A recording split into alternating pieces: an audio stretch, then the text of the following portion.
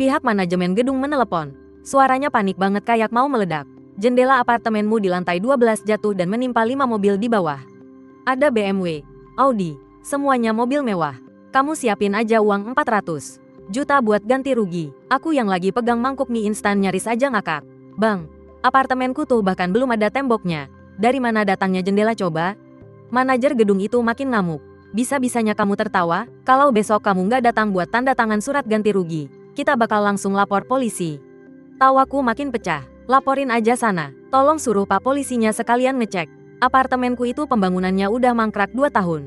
Pihak developer bahkan belum ngebangun sampai ke lantaiku. Jadi dari mana asalnya itu jendela? Di seberang telepon mendadak hening. Keesokan harinya, manajer gedung dengan wajah pucat pasi membawa bos developer datang dan mengetuk pintuku. Kilas balik, telepon dari manajemen gedung berdering. Suaranya terdengar sangat nyolot. Sielin, aku bergumam mengiyakan. Jendela apartemenmu jatuh dan menimpa 5 mobil di bawah.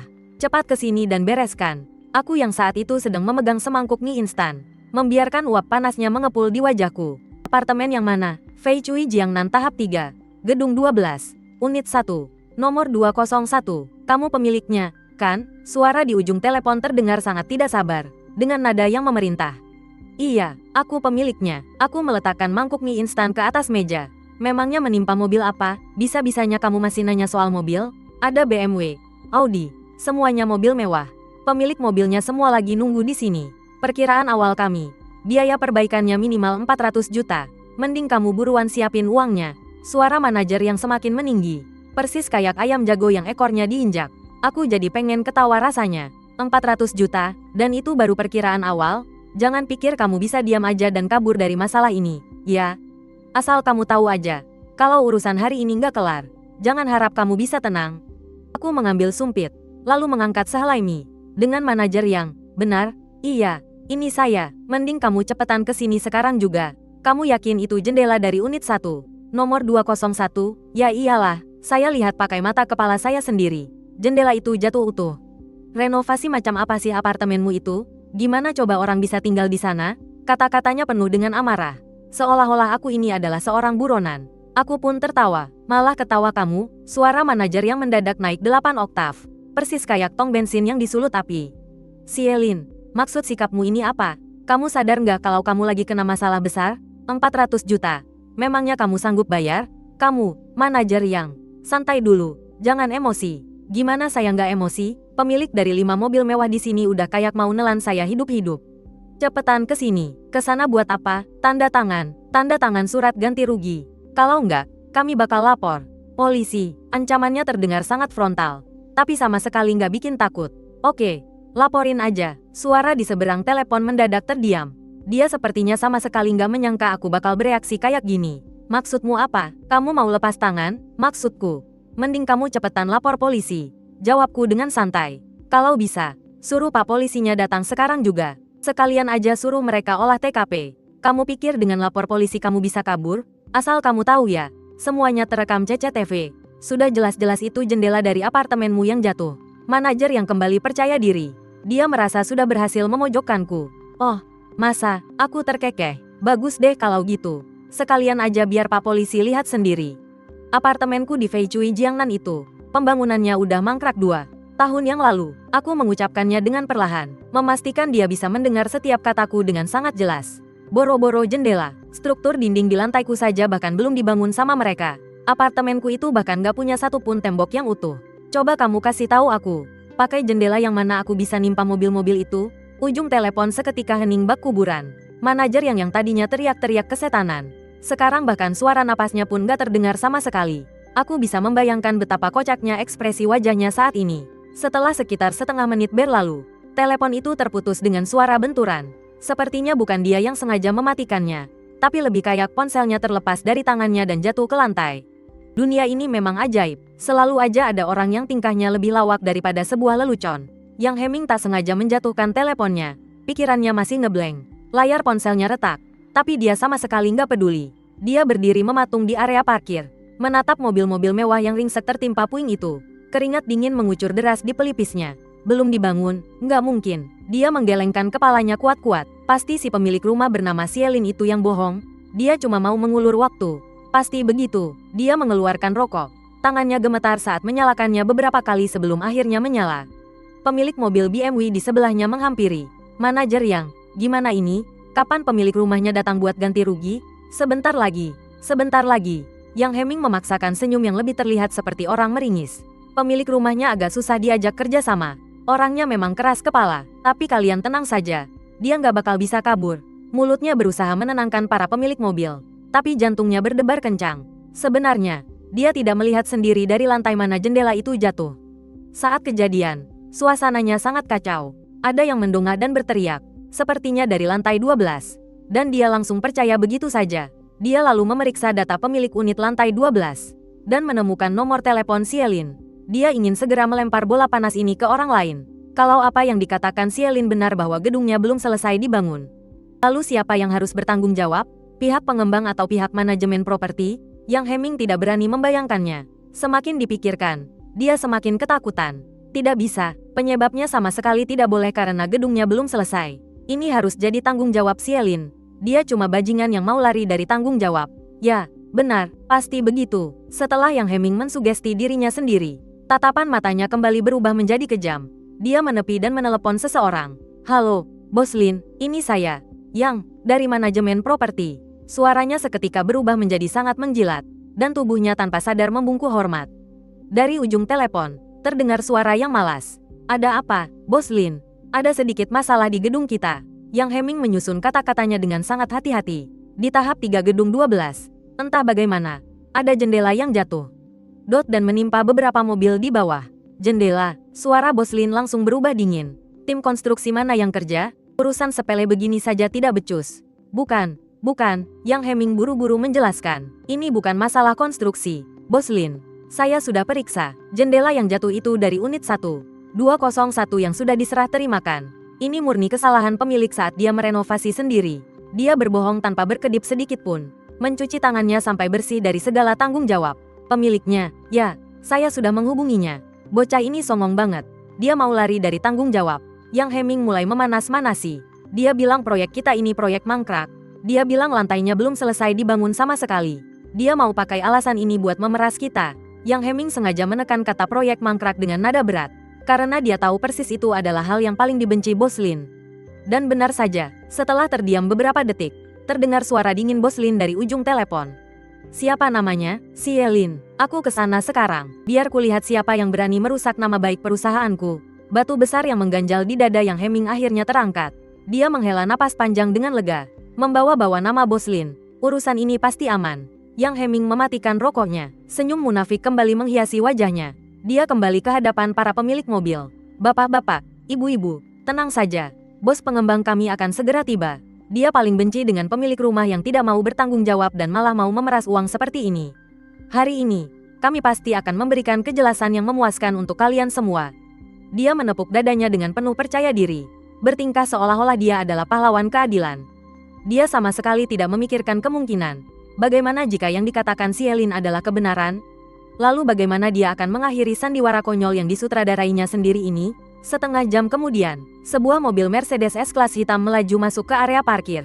Pintu mobil terbuka. Seorang pria gemuk berkemeja berberi dengan jam tangan emas besar turun dari mobil. Dia adalah Bos Lin, Lin Daqiang. Lin Daqiang melirik mobil-mobil yang hancur itu. Alisnya berkerut tajam. Manajer Yang, mana orangnya? Suaranya tidak keras, tapi terasa sangat mengintimidasi. Bos Lin, bocah itu ngumpet di rumahnya, nggak mau keluar. Lin Daqiang mendengus kasar, lalu mengeluarkan selembar cek dari dompetnya. Dia menulis sesuatu dengan cepat, merobek kertas itu, lalu menyodorkannya pada Yang Heming. Kasih dia 100.000, suruh dia tutup mulut dan tanggung semua kesalahannya. Dia memang selalu pakai cara ini untuk mengurus masalah. Kasar, gampang, tapi ampuh. Yang Heming memegang cek itu seolah-olah sedang memegang titah raja. Mereka berdua datang membawa beberapa satpam. Berjalan dengan penuh emosi ke arah tempat tinggalku. Aku baru saja mau mencuci mangkuk mie instan. Tiba-tiba bel pintu berbunyi. Cepat dan kasar, aku mengintip lewat lubang pintu dan melihat wajah Yang Heming yang penjilat itu, beserta orang di sebelahnya. Seorang pria gendut dengan wajah beringas. Aku membuka pintu. Ada apa? Begitu Yang Heming melihatku, dia langsung memasang wajah kaku layaknya orang kantoran. Sielin, perkenalkan. Ini Bos Lin, pihak developer kita. Di tengah kesibukannya, Bos Lin menyempatkan diri datang ke sini, khusus untuk menyelesaikan masalahmu.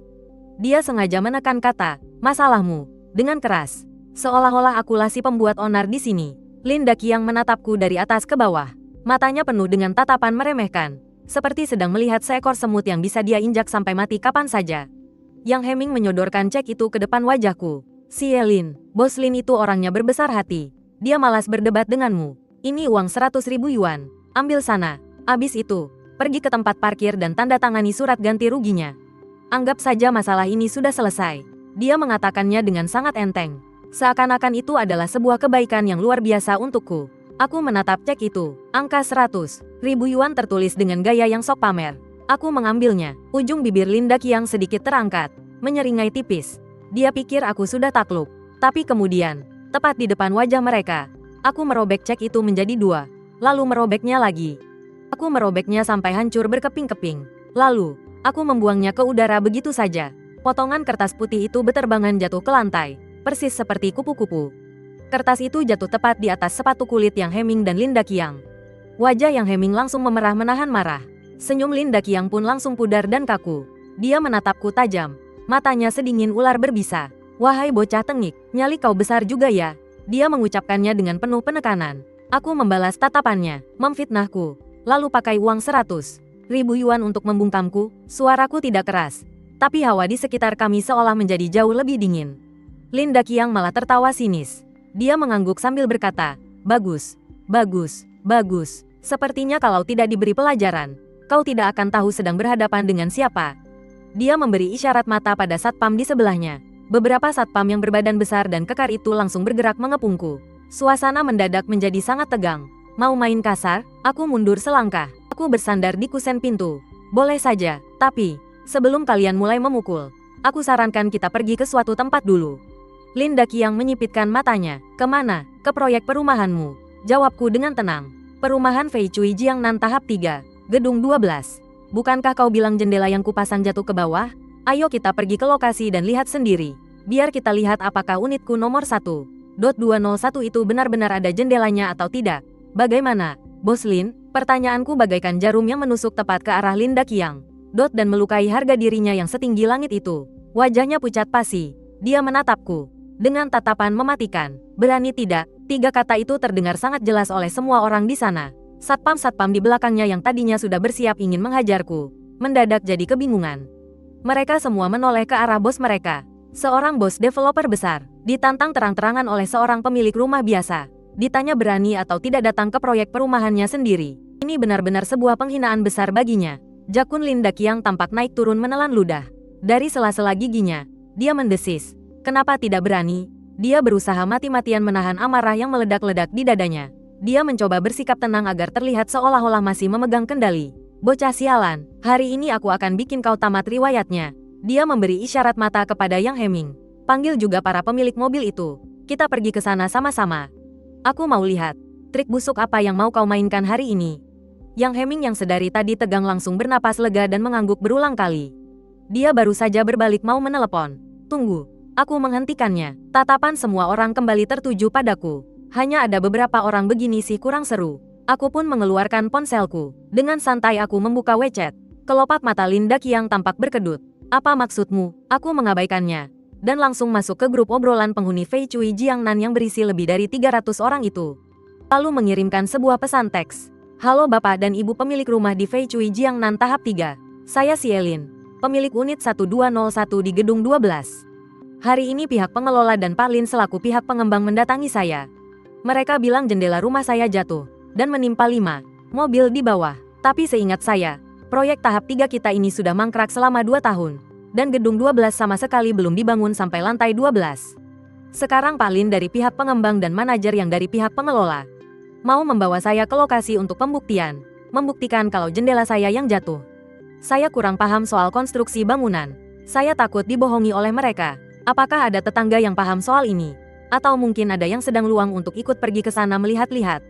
Tolong bantu saya menjadi saksi. Lokasinya ada di kota utama. Sampai jumpa setengah jam lagi. Sampai jumpa setengah jam lagi. Kemudian aku memasukkan ponselku. Menatap tajam ke arah Lin Daqiang dan Yang Heming yang wajahnya sudah sehitam pantat panci. Pak Lin, banyak orang, banyak kekuatan. Sekalian biar Bapak tidak bilang aku menindas Bapak. Aku tersenyum tipis. Nah, Sekarang kita sudah bisa pergi? Bibir Yang Heming tampak bergetar. Dia menunjuk ke arahku tapi tak bisa berkata apa-apa. Dia benar-benar tidak menyangka kalau aku berani membawa masalah ini ke grup para penghuni. Dia tahu persis seberapa banyak kemarahan dan kekesalan warga terhadap pihak pengembang dan pengelola yang menumpuk di dalam grup itu. Ini sih bukan sekadar mencari saksi. Ini sama saja dengan melempar bom ke dalam tong mesiu. Tatapan Lin Daqiang bukan lagi sekadar dingin. Tatapan matanya penuh dengan kebencian. Seolah-olah ingin menelanku hidup-hidup. Dia mengepalkan tangannya kuat-kuat. Urat-urat di punggung tangannya sampai menonjol. Dia sadar. Sekarang dia sudah terjebak dan tak bisa mundur lagi. Kalau dia pergi ke sana sekarang, dia harus berhadapan dengan seorang Cielin dan sekelompok warga yang sedang mengamuk. Tapi kalau tidak pergi, berarti dia merasa bersalah. Berarti dia membenarkan bahwa semua ucapan Cielin itu benar. Apapun pilihannya, hari ini dia sudah pasti akan menanggung malu besar.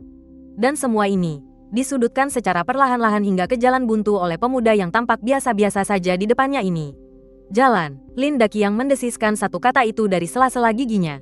Dia langsung mengibaskan tangannya, lalu berbalik dan berjalan turun. Punggungnya memancarkan kemarahan karena dipojokkan, serta keputusasaan yang gila. Yang Heming dan beberapa satpam lainnya mengikuti dari belakang dengan terbirit-birit ketakutan. Aku menutup pintu. Dengan santai aku mengganti sepatuku. Aku tahu, pertunjukan hari ini baru saja dimulai. Dan aku bukan cuma pemeran utamanya, tapi juga sutradara tunggalnya. Di depan gerbang lokasi proyek Fei Chui Jiangnan tahap 3. Belum pernah seramai ini sebelumnya. Di depan gerbang besi yang sudah karatan itu, orang-orang berkerumun berdesak-desakan. Ada 5 pemilik mobil malang itu, yang masing-masing memasang wajah muram dan tertekan. Mereka hanya bisa menatap mobil kesayangan mereka sambil menghela napas panjang. Lalu ada Lin Daqiang dan beberapa satpam yang dibawanya. Wajah mereka semua terlihat sangar. Layaknya sekelompok ayam jago yang siap adu jotos. Yang Heming berdiri di samping Lin Daqiang, tak henti-hentinya menyeka keringat. Matanya menatap panik ke sana kemari menyapu kerumunan orang. Dan yang paling banyak adalah para warga Fei Chui Jiangnan yang berbondong-bondong datang dari segala penjuru. Pesan WeChatku tadi ibarat bom waktu yang meledak hebat di dalam grup warga yang selama ini bungkam. Kekesalan yang sudah terpendam selama 2 tahun lamanya, benar-benar meledak pada detik ini juga. Orang-orang datang membawa keluarga mereka. Tua muda semua turun ke jalan, berkumpul dari setiap blok perumahan. Mereka memblokir gerbang proyek yang sempit itu hingga padat merayap dan tak bisa dilewati sama sekali. Saat aku tiba, beginilah pemandangannya. Orang-orang otomatis membuka jalan untukku. Cielin datang. Cie, jangan takut, kami semua mendukungmu. Benar, hari ini ada ratusan orang dari kita di sini. Biar kita lihat, si pengembang itu bisa apa? Sorakan dukungan terdengar dari segala penjuru. Aku pun mengangguk pada mereka. Aku berjalan lurus ke hadapan Lin Daqiang. Beberapa satpam di dekatnya langsung tegang. Refleks mau menghadangku. Tapi Lin Daqiang mengangkat tangannya, menghentikan mereka. Di bawah tatapan ratusan pasang mata. Kalau dia masih main kasar, dia cuma akan kelihatan makin bersalah. Pintar juga kau memprovokasi orang. Lin Daqiang menatapku tajam, lalu tersenyum sinis. Bikin ribut besar begini, apa untungnya buatmu? Saya cuma mau memastikan satu fakta. Aku menjawab dengan tenang. Yaitu bagaimana bisa jendelaku jatuh dan menimpa mobil. Suaraku tidak keras, tapi semua orang di sana bisa mendengarnya dengan jelas. Suara tawa langsung pecah dari kerumunan.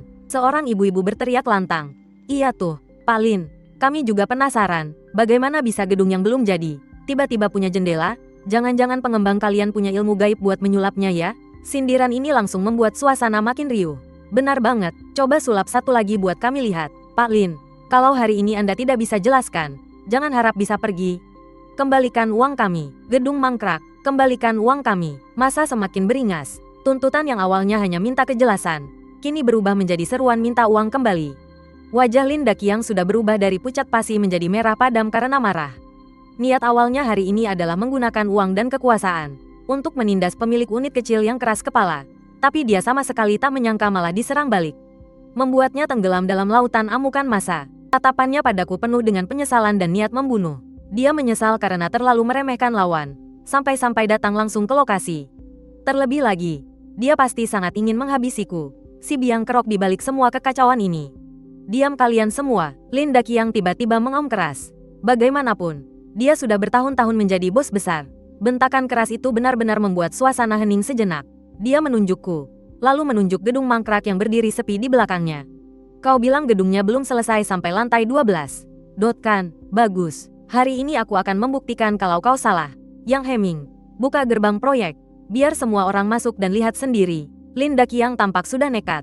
Kita naik sekarang. Kita hitung lantai demi lantai. Hari ini, aku mau semua orang melihat dengan mata kepala sendiri. Apa gedung yang dibangun olehku? Lin Daqiang, ini yang bermasalah. Atau si Sielin ini yang bermasalah?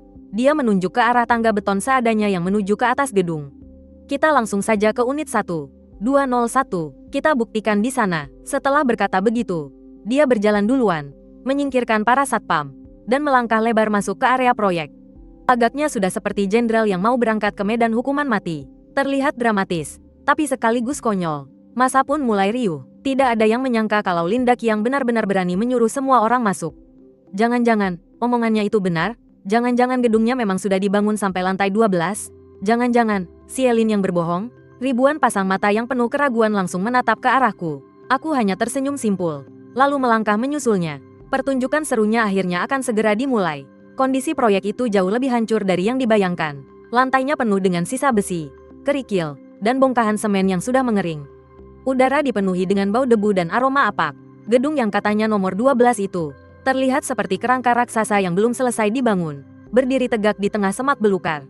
Lin Daqiang berjalan paling depan, diikuti oleh Yang Heming dan beberapa orang satpam di belakangnya. Barulah di belakang mereka ada aku, beserta kerumunan besar para pembeli unit.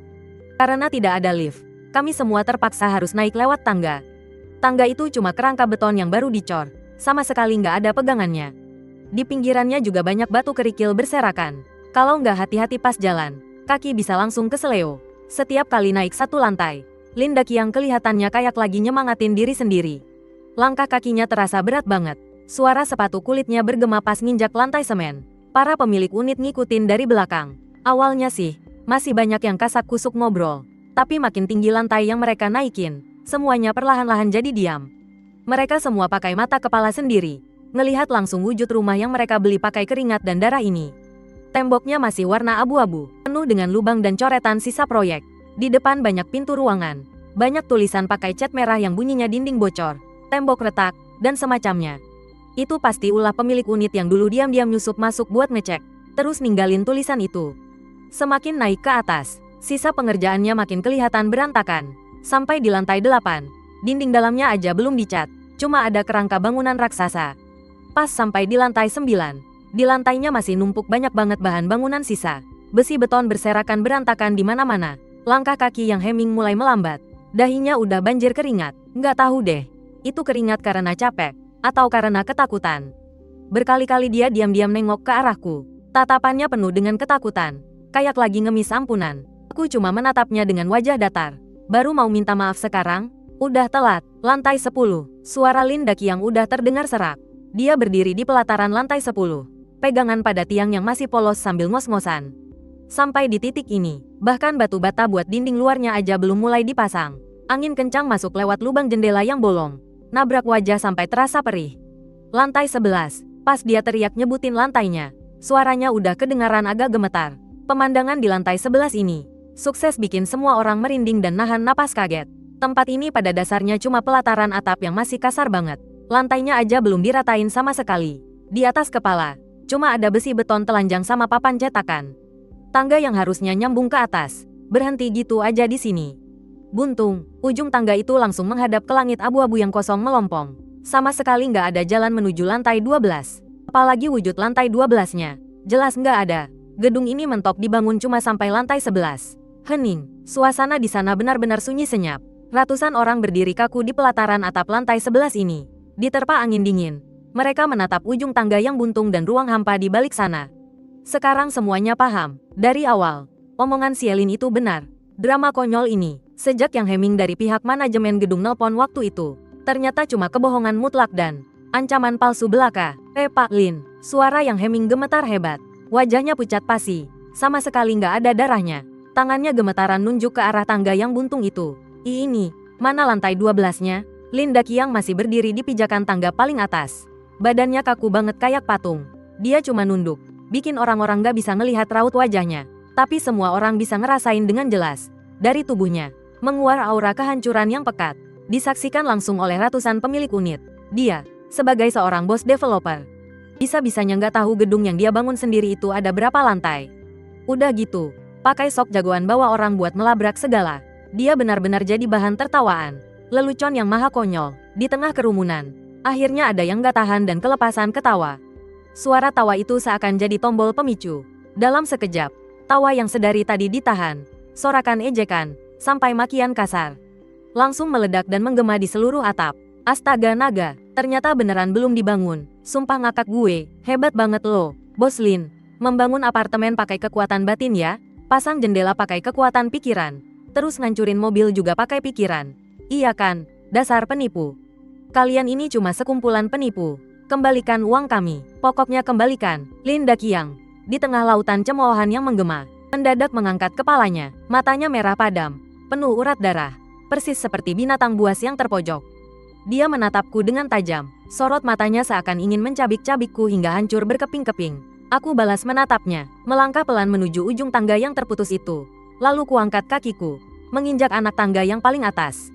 Berdiri tepat di sebelah Lin Daqiang, aku mengulurkan tangan, menunjuk ke atas kepala kami, ke arah ruang kosong melompong itu. Kemudian aku menoleh menatapnya, dengan suara yang tidak terlalu keras, tapi cukup jelas untuk ia dengar. Aku bertanya dengan tenang, Bos Lin, di mana jendelaku? Pertanyaanku bagaikan pukulan terakhir, yang benar-benar menghancurkan akal sehat Lin Daqiang yang sudah di ujung tanduk. Mata merahnya mengunciku rapat-rapat. Tatapan itu adalah campuran dari rasa malu yang luar biasa, kebencian yang mendalam, dan kegilaan. Dia ingin membantah, ingin mengaum, ingin menggunakan kata-kata paling kejam untuk menyerangku. Tapi saat dia membuka mulutnya, tak satu kata pun keluar, karena faktanya sudah jelas di depan mata. Sangat kejam dan tak terbantahkan. Tidak ada apa-apa di atas kami, hanya hembusan angin dingin yang menderu. Seolah tanpa ampun menertawakan kebodohan dan kesombongannya.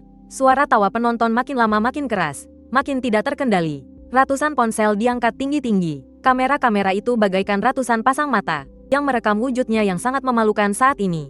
Merekamnya dengan rakus. Video-video ini akan segera tersebar ke setiap sudut kota ini. 100,078 membuat si Lin Daqiang ini menjadi bahan tertawaan terbesar tahun ini.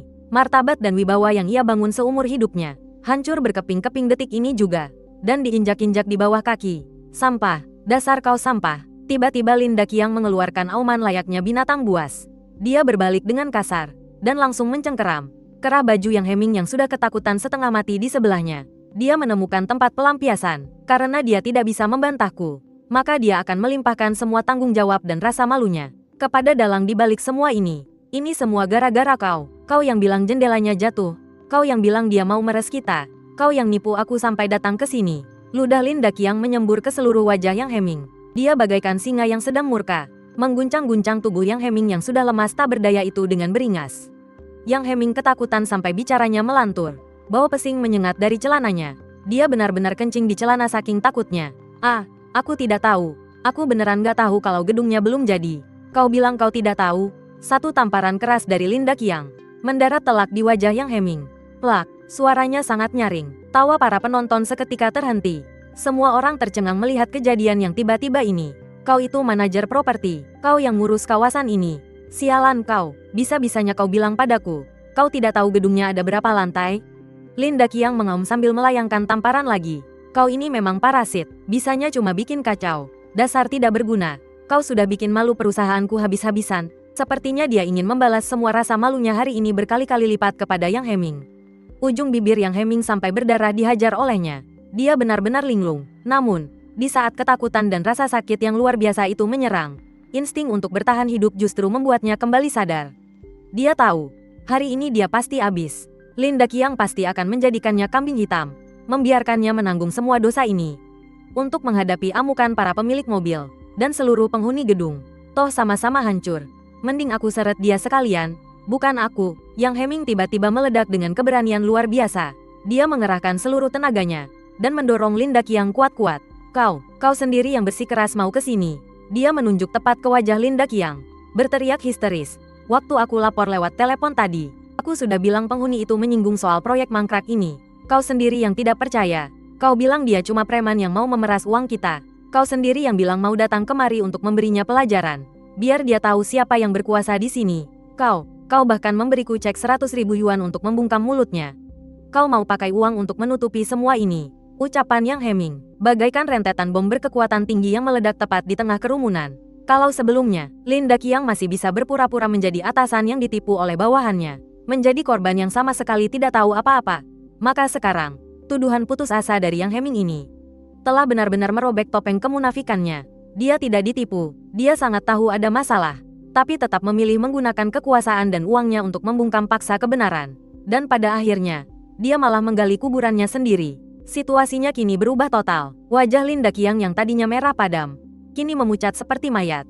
Dia tidak menyangka Yang Heming berani menggigitnya balik di depan umum. Dia langsung menerjang seperti orang gila, berusaha membungkam mulut Yang Heming. Dua pria itu, yang satu adalah bos pengembang, dan yang satunya lagi manajer properti. Tepat di lantai sebelah atas, di proyek bangunan mangkrak ini, disaksikan oleh ratusan penghuni. Mereka saling cakar dan serang layaknya dua ekor anjing gila. Aku hanya berdiri di pinggir, menatap dingin pada pertunjukan konyol ini. Lalu, aku mengeluarkan ponselku, dan menghubungi nomor 110. Halo, selamat siang, Pak Polisi. Saya mau melapor. Di lokasi proyek Fei Cui Jiangnan tahap 3. Di sini ada yang melakukan tindakan pemerasan dan pengancaman. Sekarang malah terjadi baku hantam brutal. Iya, orangnya banyak sekali. Situasinya hampir di luar kendali. Tolong segera kirim petugas ke sini, Pak. Suara sirene polisi terdengar mendekat, membelah keributan di lokasi proyek tersebut. Kilatan lampu polisi berwarna merah dan biru menyinari wajah setiap orang, menekan tombol jeda secara paksa pada kekacauan yang konyol ini. Lin Daqiang dan Yang Heming yang masih bergulingan baku hantam di tanah, seketika membeku layaknya terkena mantra. Mereka terdiam kaku, lalu dengan susah payah merangkak bangkit dari tanah. Mereka merapikan pakaian yang sudah compang camping. Wajah mereka berdua babak belur, benar-benar tampak menyedihkan. Bos pengembang yang beberapa menit lalu bertingkah sangat arogan, bersama sang manajer properti, kini menciut di bawah ancaman lampu polisi. Persis seperti dua anak SD yang ketahuan nakal, menunduk, tak berani mengeluarkan suara sedikit pun. Beberapa polisi berjalan menembus kerumunan. Pemimpin mereka adalah seorang pria berusia 40-an. Seorang polisi parubaya, berwajah kotak tegas dengan tatapan mata yang sangat tajam. Dia menyapu pandangannya ke seluruh lokasi kejadian, menatap tajam ke arah dua pria yang baru berkelahi, dan para penghuni yang merekam dengan ponsel. Pandangannya terpaku selama beberapa detik, hingga akhirnya tertuju padaku. Kamu yang melapor polisi? Tanyanya. Aku mengangguk pelan. Iya, benar, Pak Polisi. Apa yang sebenarnya terjadi di sini? Coba jelaskan secara singkat. Belum sempat aku membuka mulut, Lin Daqiang langsung menyela. Dia memaksakan senyum yang terlihat lebih menyedihkan daripada orang menangis. Aduh, Pak Polisi, ini semua cuma salah paham. Murni salah paham. Dia bergegas menghampiri petugas, mencoba merogoh saku untuk mengeluarkan kartu nama dan sebungkus rokok. Tapi tangannya gemetar hebat, sampai-sampai dia kesulitan mengeluarkannya. Cuma ada sedikit perselisihan antara perusahaan kami dan penghuni. Ada miskomunikasi. Yah, sedikit terbawa emosi saja. Bukan masalah besar, sungguh. Kami bisa selesaikan sendiri secara kekeluargaan. Dia berusaha meremehkan situasi, mencoba menutupi insiden yang jelas-jelas melibatkan pemerasan dan kekerasan ini. Skandal publik dianggap sebagai perselisihan internal yang bisa diselesaikan secara kekeluargaan. Bapak polisi itu meliriknya, tanpa menjawab, melainkan terus menatapku, memberiku isyarat untuk lanjut bicara. Aku tahu, saat ini adalah momen krusial yang menentukan arah kejadian ini. Aku nggak boleh emosi seperti mereka, dan nggak boleh melebih-lebihkan cerita. Yang perlu kulakukan hanyalah menyatakan fakta. Pak Polisi, ceritanya begini. Aku menceritakan seluruh kejadian, dengan bahasa yang paling objektif dan tanpa emosi pribadi, secara lengkap. Nggak ada satupun kata-kata tuduhan, tapi setiap kalimatku adalah pukulan telak buat Lin Daqiang dan Yang Heming. Mendengar itu, Bapak polisi tersebut terdiam. Tatapan tajamnya menyapu bola-balik antara Lin Daqiang dan Yang Heming. Sebagai petugas yang sudah makan asam garam, dia langsung paham akar permasalahannya. Ini bukan lagi sekadar sengketa perdata biasa, menggunakan fakta fiktif sebagai alasan untuk menuntut ganti rugi dalam jumlah besar kepada orang lain. Ditambah lagi dengan berbagai tindakan melanggar hukum lainnya. Ini sudah masuk ranah dugaan percobaan pemerasan dan pengancaman. Apalagi di lokasi ada ratusan pemilik unit yang sedang tersulut emosinya gara-gara masalah proyek mangkrak. Ini berpotensi jadi kerusuhan massal. Dia sadar kalau masalah ini nggak mungkin diselesaikan secara kekeluargaan.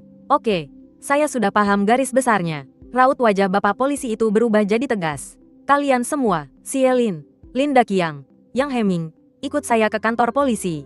Kita buat BAP lengkap. Dia lalu menoleh ke rekan-rekannya sesama polisi. Bawa juga beberapa pemilik mobil itu sebagai saksi. Bubar, bubar, yang lain tolong bubar. Jangan berkerumun di sini. Wajah Lin Daqiang langsung pucat pasi. Dia sadar, begitu masuk ke kantor polisi, sifat kasusnya bakal berubah total. Pak polisi, beneran nggak usah. Disuruh ikut ya ikut. Nggak usah banyak omong. Bapak polisi itu melotot. Nadanya benar-benar nggak bisa dibantah. Lin Daqiang pun terpaksa menelan kembali kata-katanya. Disaksikan oleh semua orang. Aku sebagai pelapor. Sementara Lin Daqiang dan Yang Heming sebagai terduga pelaku. Serta 5 pemilik mobil yang masih kelihatan kebingungan itu. Kami semua digiring masuk ke mobil polisi dan meninggalkan lokasi. Aku tahu. Di ronde pertama pertarungan ini, aku menang telak. Tapi ini baru permulaan. Selanjutnya, akan ada pertempuran yang jauh lebih rumit, yaitu ranah hukum dan opini publik. Pas aku keluar dari kantor polisi, langit sudah gelap gulita. Angin malam yang berembus menerpa wajahku terasa lumayan dingin. Tapi sukses menjernihkan isi kepalaku yang seharian ini ruwet. Aku diinterogasi buat BAP hampir 3 jam, menceritakan ulang semua kejadiannya dari A sampai Z tanpa ada yang terlewat. Sementara itu, Lin Daqiang dan Yang Heming diinterogasi di ruang terpisah. Entah apa yang mereka obrolkan di dalam sana, tapi dari sedikit bocoran yang dikasih sama penyidik, 2 orang itu rupanya udah saling gigit dan lempar tanggung jawab. Sama-sama nuduh kalau pihak yang satunya adalah dalang utamanya. Urusan nanti pasalnya bakal pakai apa, mau masuk perdata atau malah pidana pemerasan, itu sih nunggu hasil investigasi polisi. Yang pasti, dalam waktu dekat, hidup mereka nggak bakal tenang. Begitu sampai di rumah dan buka pintu, HP-ku langsung dibombardir sama notifikasi pesan yang masuk bertubi-tubi. Ratusan orang di grup warga perumahan pada heboh ngetek namaku. Pesan belum dibaca sampai tembus 999+. Isi grupnya penuh sama pujian, sanjungan, dan rentetan pertanyaan buatku. Aku, Sielin, yang tadinya cuma pembeli apes di proyek mangkrak ini, hari ini mendadak naik kasta jadi pahlawan dan tumpuan harapan bagi ratusan keluarga. Selain di WeChat, ada juga belasan panggilan tak terjawab, yang rata-rata dari nomor nggak dikenal. Aku pun asal pilih dan menelepon balik salah satunya. Panggilan cepat terhubung. Halo, selamat siang. Apakah benar ini dengan Bapak Sielin? Terdengar suara wanita yang jernih. Saya jurnalis dari harian kota Jiangcheng. Kami sudah melihat video kejadian hari ini di lokasi proyek Feichui Jiangnan. Kami ingin melakukan wawancara eksklusif dengan Anda. Apakah Bapak ada waktu luang? Jurnalis, aku tertegun sejenak. Sepertinya video yang direkam para pemilik rumah di atap gedung sudah mulai viral di internet. Berita ini menyebar jauh lebih cepat dari yang kubayangkan. Aku menolak dengan halus permintaan wawancara jurnalis itu. Kukatakan padanya bahwa untuk saat ini, aku belum bisa menerima wawancara. Setelah menutup telepon, aku termenung dalam pikiran. Tujuan awalku sebenarnya sangat sederhana. Cuma ingin membuktikan kalau aku tidak bersalah, agar tidak diperas sebanyak 400.000 yuan. Tapi sekarang, perkembangannya sudah jauh di luar kendaliku. Aku benar-benar terseret ke tengah pusaran masalah ini. Menjadi simbol perlawanan terhadap pihak pengembang bajingan itu. Menjadi tokoh utamanya, ini adalah sebuah peluang, tapi sekaligus risiko yang sangat besar. Orang seperti Lin Daqiang sudah berkuasa bertahun-tahun di Jiangcheng. Koneksi dan kekuatannya menggurita di mana-mana. Walaupun hari ini dia dipermalukan di depan umum, tapi dia pasti tidak akan tinggal diam begitu saja. Begitu dia berhasil memulihkan diri, dia pasti akan menyerang balik dan balas dendam habis-habisan kepadaku. Kalau cuma mengandalkan kekuatanku sendiri, bakal susah banget buat melawan dia sampai akhir. Aku menatap pesan-pesan penuh harapan di grup para pemilik rumah. Dan tiba-tiba aku sadar apa yang harus kulakukan sekarang. Aku tidak boleh berjuang sendirian lagi. Aku harus menyatukan kekuatan dari ratusan pemilik rumah ini. Mengubah perjuangan pribadiku menjadi perlawanan bersama. Cuma dengan cara ini, kita punya modal untuk melawan Lin Daqiang. Dan cuma dengan begini, ada harapan untuk menuntaskan masalah proyek mangkrak ini sampai ke akarnya. Sampai di sini, pikiranku mendadak jadi sangat jernih. Aku langsung menyalakan komputer dan mulai mencari pasal-pasal hukum yang relevan di internet. Sekaligus mencari kasus-kasus perlawanan serupa yang berhasil. Hanya membongkar satu kebohongan saja jelas tidak cukup. Aku harus membuat kasus ini jadi bukti mati yang tak terbantahkan. Kasus yang cukup telak untuk menghancurkan Lin Daqiang dan membuatnya menyesali kesombongan serta penipuannya. Biar dia membayar mahal atas semuanya, yang kuinginkan bukan cuma sekadar permintaan maaf atau sedikit ganti rugi. Yang kuinginkan adalah agar seluruh pemilik rumah di sini bisa mendapatkan kembali rumah yang memang hak kami, beserta keadilan yang selama ini tertunda. Aku segera menggeser daftar kontak di ponselku, dan menemukan satu nama yang sudah lama tidak kuhubungi. Dia adalah teman sekelasku saat kuliah dulu. Setelah lulus, dia berhasil masuk ke firma hukum terbaik di Jiangcheng, dan sekarang sudah jadi pengacara senior. Sepertinya ini saat yang tepat untuk mengundang ahlinya turun tangan. Aku menarik napas panjang, lalu menekan nomor teleponnya. Halo, bro, ini gue, Sielin. Gue punya kasus besar nih. Lu tertarik ambil nggak? Saat telepon terhubung, terdengar suara yang sangat kukenal dengan nada yang sedikit mengejek. Ya elah, Bos besar Xie, tumben banget nih matahari terbit dari barat. Tiba-tiba kepikiran nelpon kacung korporat kayak gue. Pria di seberang telepon itu adalah Wang Feng. Sobat kental yang tidur di ranjang atasku saat kami masih di asrama kampus dulu. Dia juga mahasiswa paling jenius dan terkenal di angkatan fakultas hukum kami. Setelah lulus, sudah bisa ditebak, dia langsung direkrut oleh firma hukum nomor 1 di Jiangcheng. Berkat otak encernya dan etos kerjanya yang gila-gilaan, hanya dalam waktu beberapa tahun saja, dia berhasil jadi salah satu partner termuda di firma itu. Tapi, aku lagi nggak mood buat bercanda, jadi aku langsung bicara jujur. Wang, gue kena masalah nih. Gue butuh banget bantuan lu sekarang. Mendengar itu, Wang Feng langsung berhenti bercanda. Nada suaranya langsung berubah serius. Ada apa? Coba cerita pelan-pelan, jangan panik. Aku menghabiskan waktu sekitar 10 menit untuk menceritakan semuanya. Mulai dari aku menerima telepon yang heming, sampai akhirnya aku digiring polisi ke kantor polisi. Aku ceritakan semuanya kepadanya dari awal sampai akhir. Di ujung telepon sana, Wang Feng terus terdiam, hanya mendengarkan dengan tenang, sampai aku selesai bicara. Dia sempat terdiam beberapa detik, lalu terdengar tawa kecil yang tak bisa ditahannya. "Xie tua, ini sih bukan musibah namanya. Kamu ini malah ketiban durian runtuh." Aku langsung terbengong mendengar ucapannya itu. "Maksudmu apa? Aku ini sudah ditunjuk-tunjuk dan diperas habis-habisan. Kok malah dibilang ketiban durian runtuh? Kamu nggak ngerti." Suara Wang Feng terdengar sangat antusias layaknya seorang profesional. Kasus penipuan proyek mangkrak yang biasa. Walaupun nilai kerugiannya mungkin sangat besar, tapi kalau dibawa ke pengadilan, prosesnya bakal berlarut-larut. Pihak pengembang punya 1001 cara buat ngulur waktu. Diulur sampai 3 atau 5 tahun. Banyak pemilik rumah yang akhirnya bakal nyerah sendiri karena kehabisan biaya. Tapi kasusmu ini beda. Dia berhenti sejenak, sepertinya sedang menyusun kata-kata. Kasusmu ini punya titik serang yang sangat sempurna. Sesuatu yang bisa langsung meledakkan opini publik, sekaligus bikin pihak pengembang sama sekali nggak bisa berkutik, baik secara hukum maupun moral. Titik serang itu adalah jendela fiktif ini. Wang Feng dengan sangat tajam menunjuk pada inti masalahnya. Kebodohan pihak pengembang, dan arogansi mereka malah ngasih kamu hadiah yang luar biasa besar. Pengelola gedung sekongkol dengan pengembang, pakai alasan jendela fiktif, buat nekan pemilik rumah demi nuntut ganti rugi sebesar 400.000. Gimana? Judul beritanya cukup sensasional, kan? Nggak akan ada satupun media independen yang bakal ngelewatin berita semacam ini. Tahu nggak ini namanya apa? Ini namanya rezeki nomplok yang pantang buat ditolak. Aku benar-benar kagum dengan kepekaan profesionalnya. Di saat aku masih pusing mikirin gimana caranya ngadepin balas dendam Linda Qiang, dia malah sudah bisa ngelihat peluang emas yang bisa dimanfaatkan di balik semua ini. "Jadi, maksudmu gimana?" tanyaku. "Maksudku gampang banget." Suara Wang Feng mendadak berubah jadi tegas dan sangat jelas. "Kita nggak boleh cuma fokus ke masalah kamu pribadi yang diancam itu. Kita harus bikin apinya makin berkobar. Langsung bakar abis masalah utamanya, yaitu proyek mangkrak itu. Yang harus kita lakukan, bukan cuma bantu ngebersihin namamu dari tuduhan palsu, tapi juga memimpin seluruh pemilik rumah tahap 3, buat ngajuin gugatan massal terhadap pihak pengembang. Kejadian yang kamu alami ini, bakal jadi terompet tanda serangan kita dimulai. Sekarang juga kamu bikin pengumuman di grup pemilik rumah. Ajak semuanya buat bersatu, dan bentuk komite pemilik rumah. Kita harus bergerak bersama. Saat ini, kamu itu pahlawan buat mereka. Omonganmu bakal lebih didengar daripada siapapun. Kedua, secepatnya kumpulin semua pemilik rumah buat rapat akbar. Di sana, minta semua pemilik rumah yang mau ikut gugatan massal buat tanda tangan surat kuasa. Kumpulin semua kontrak pembelian rumah dan bukti pembayaran mereka. Semua bukti itu harus dikumpulkan. Itu bakal jadi amunisi kita buat maju ke pengadilan. Ketiga, dan ini yang paling penting, kamu kumpulin semua video, rekaman suara, foto kejadian hari ini, termasuk salinan pemeriksaan yang kamu buat. Lalu kasih semuanya ke aku. Aku bakal nyuruh timku kerja semalaman buat nyusun somasi dan surat gugatan yang paling tajam dan tanpa celah. Sekaligus, aku bakal bantu hubungin beberapa media besar.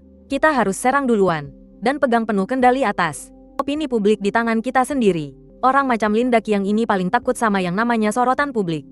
Jadi, kita bongkar saja semuanya, biar dia nggak bisa sembunyi lagi.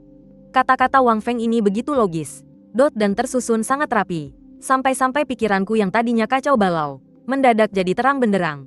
Ya, omongannya memang benar. Tenaga satu orang itu pasti ada batasnya. Cuma dengan menyatukan semua orang yang sudah dirugikan, membentuk satu kekuatan besar, barulah kita bisa benar-benar ngehancurin Linda Qiang. Pohon besar yang tampaknya berakar kuat ini. Baiklah, jawabku dengan suara berat. Kita lakukan sesuai katamu. Soal biaya pengacara, ngapain bahas soal uang? Wang Feng tertawa sambil mengomel. Kalau kita memenangkan kasus ini, reputasi dan pengaruhnya jauh lebih berharga daripada biaya pengacara jutaan yuan. Tenang saja, dan fokuslah pada apa yang harus kamu lakukan.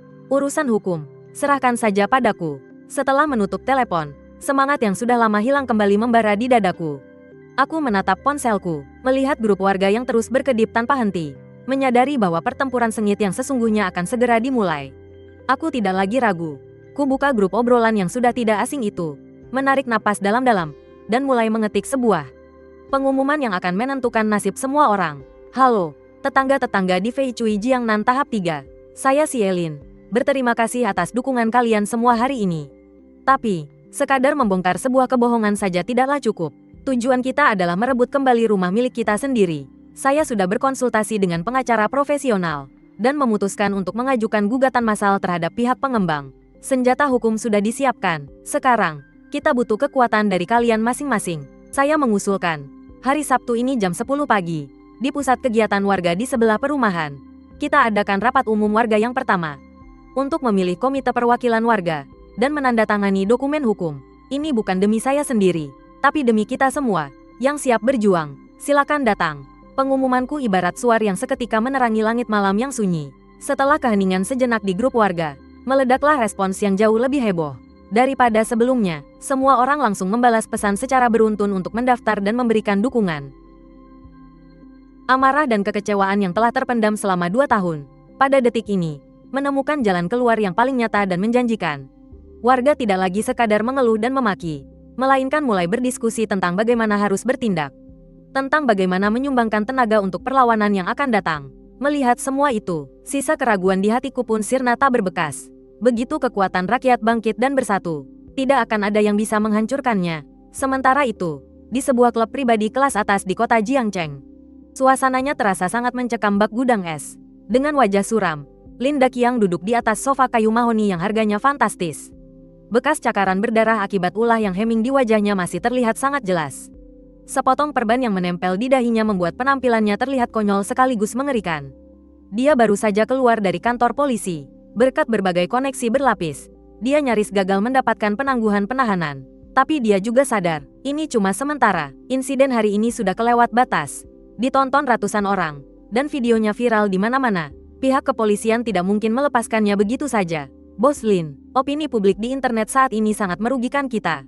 Seorang pria mengenakan jas Armani dan kacamata berbingkai emas yang duduk di hadapannya berkata dengan ekspresi serius. Dia adalah penasihat hukum Lin Daqiang, namanya pengacara Qian. Dia adalah pakar pembersih masalah yang terkenal di Jiangcheng, yang khusus membantu orang-orang kaya membereskan berbagai masalah kotor dan ilegal. Bocah bernama Sielin itu, ditambah video rekaman dari para warga yang ada di lokasi hari ini, sudah masuk ke beberapa aplikasi berita lokal. Dan jadi tajuk utama, judul beritanya parah-parah semua. Pengembang mengada-ada, tuntut ganti rugi 400.000 yuan dari pemilik bangunan mangkrak. Ada juga yang lebih parah, menyebut kita ini kawanan mafia. Pengacara Qian menggeser layar tabletnya, wajahnya semakin suram. Lin Daqiang sontak menyambar asbak kristal di atas meja, lalu melemparkannya dengan brutal ke dinding marmer di depannya. Asbak itu hancur berkeping-keping, menimbulkan suara benturan keras. Bajingan sialan yang entah muncul dari mana, berani-beraninya menginjak-injak harga diriku. Dada Lin Daqiang naik turun menahan amarah. Tatapan matanya memancarkan kedengkian yang luar biasa. Sudah belasan tahun dia melintang di dunia bisnis. Orang macam apa yang belum pernah dia temui? Lawan seberat apa yang belum pernah dia hancurkan? Tapi dia sama sekali tidak menyangka. Bisa-bisanya hari ini aku dipermalukan habis-habisan sama bocah tengik itu. Qian, aku tidak peduli bagaimana caramu. Dia menunjuk hidung pengacara Qian dan berbicara dengan penuh penekanan. Aku mau dia lenyap dari Jiangcheng, dan dari dunia ini selamanya. Pengacara Qian membenarkan letak kacamatanya. Kilatan cahaya dingin yang tenang terpancar dari balik lensanya. Pak Lin, sekarang ini kita hidup di negara hukum. Risikonya terlalu besar kalau kita memakai cara ekstrim seperti itu. Apalagi di saat keadaan sedang panas-panasnya begini. Kalau sampai terjadi apa-apa padanya, orang pertama yang akan dicurigai pasti Bapak. Lalu menurutmu aku harus bagaimana? Apa aku harus diam saja melihatnya seenak jidat?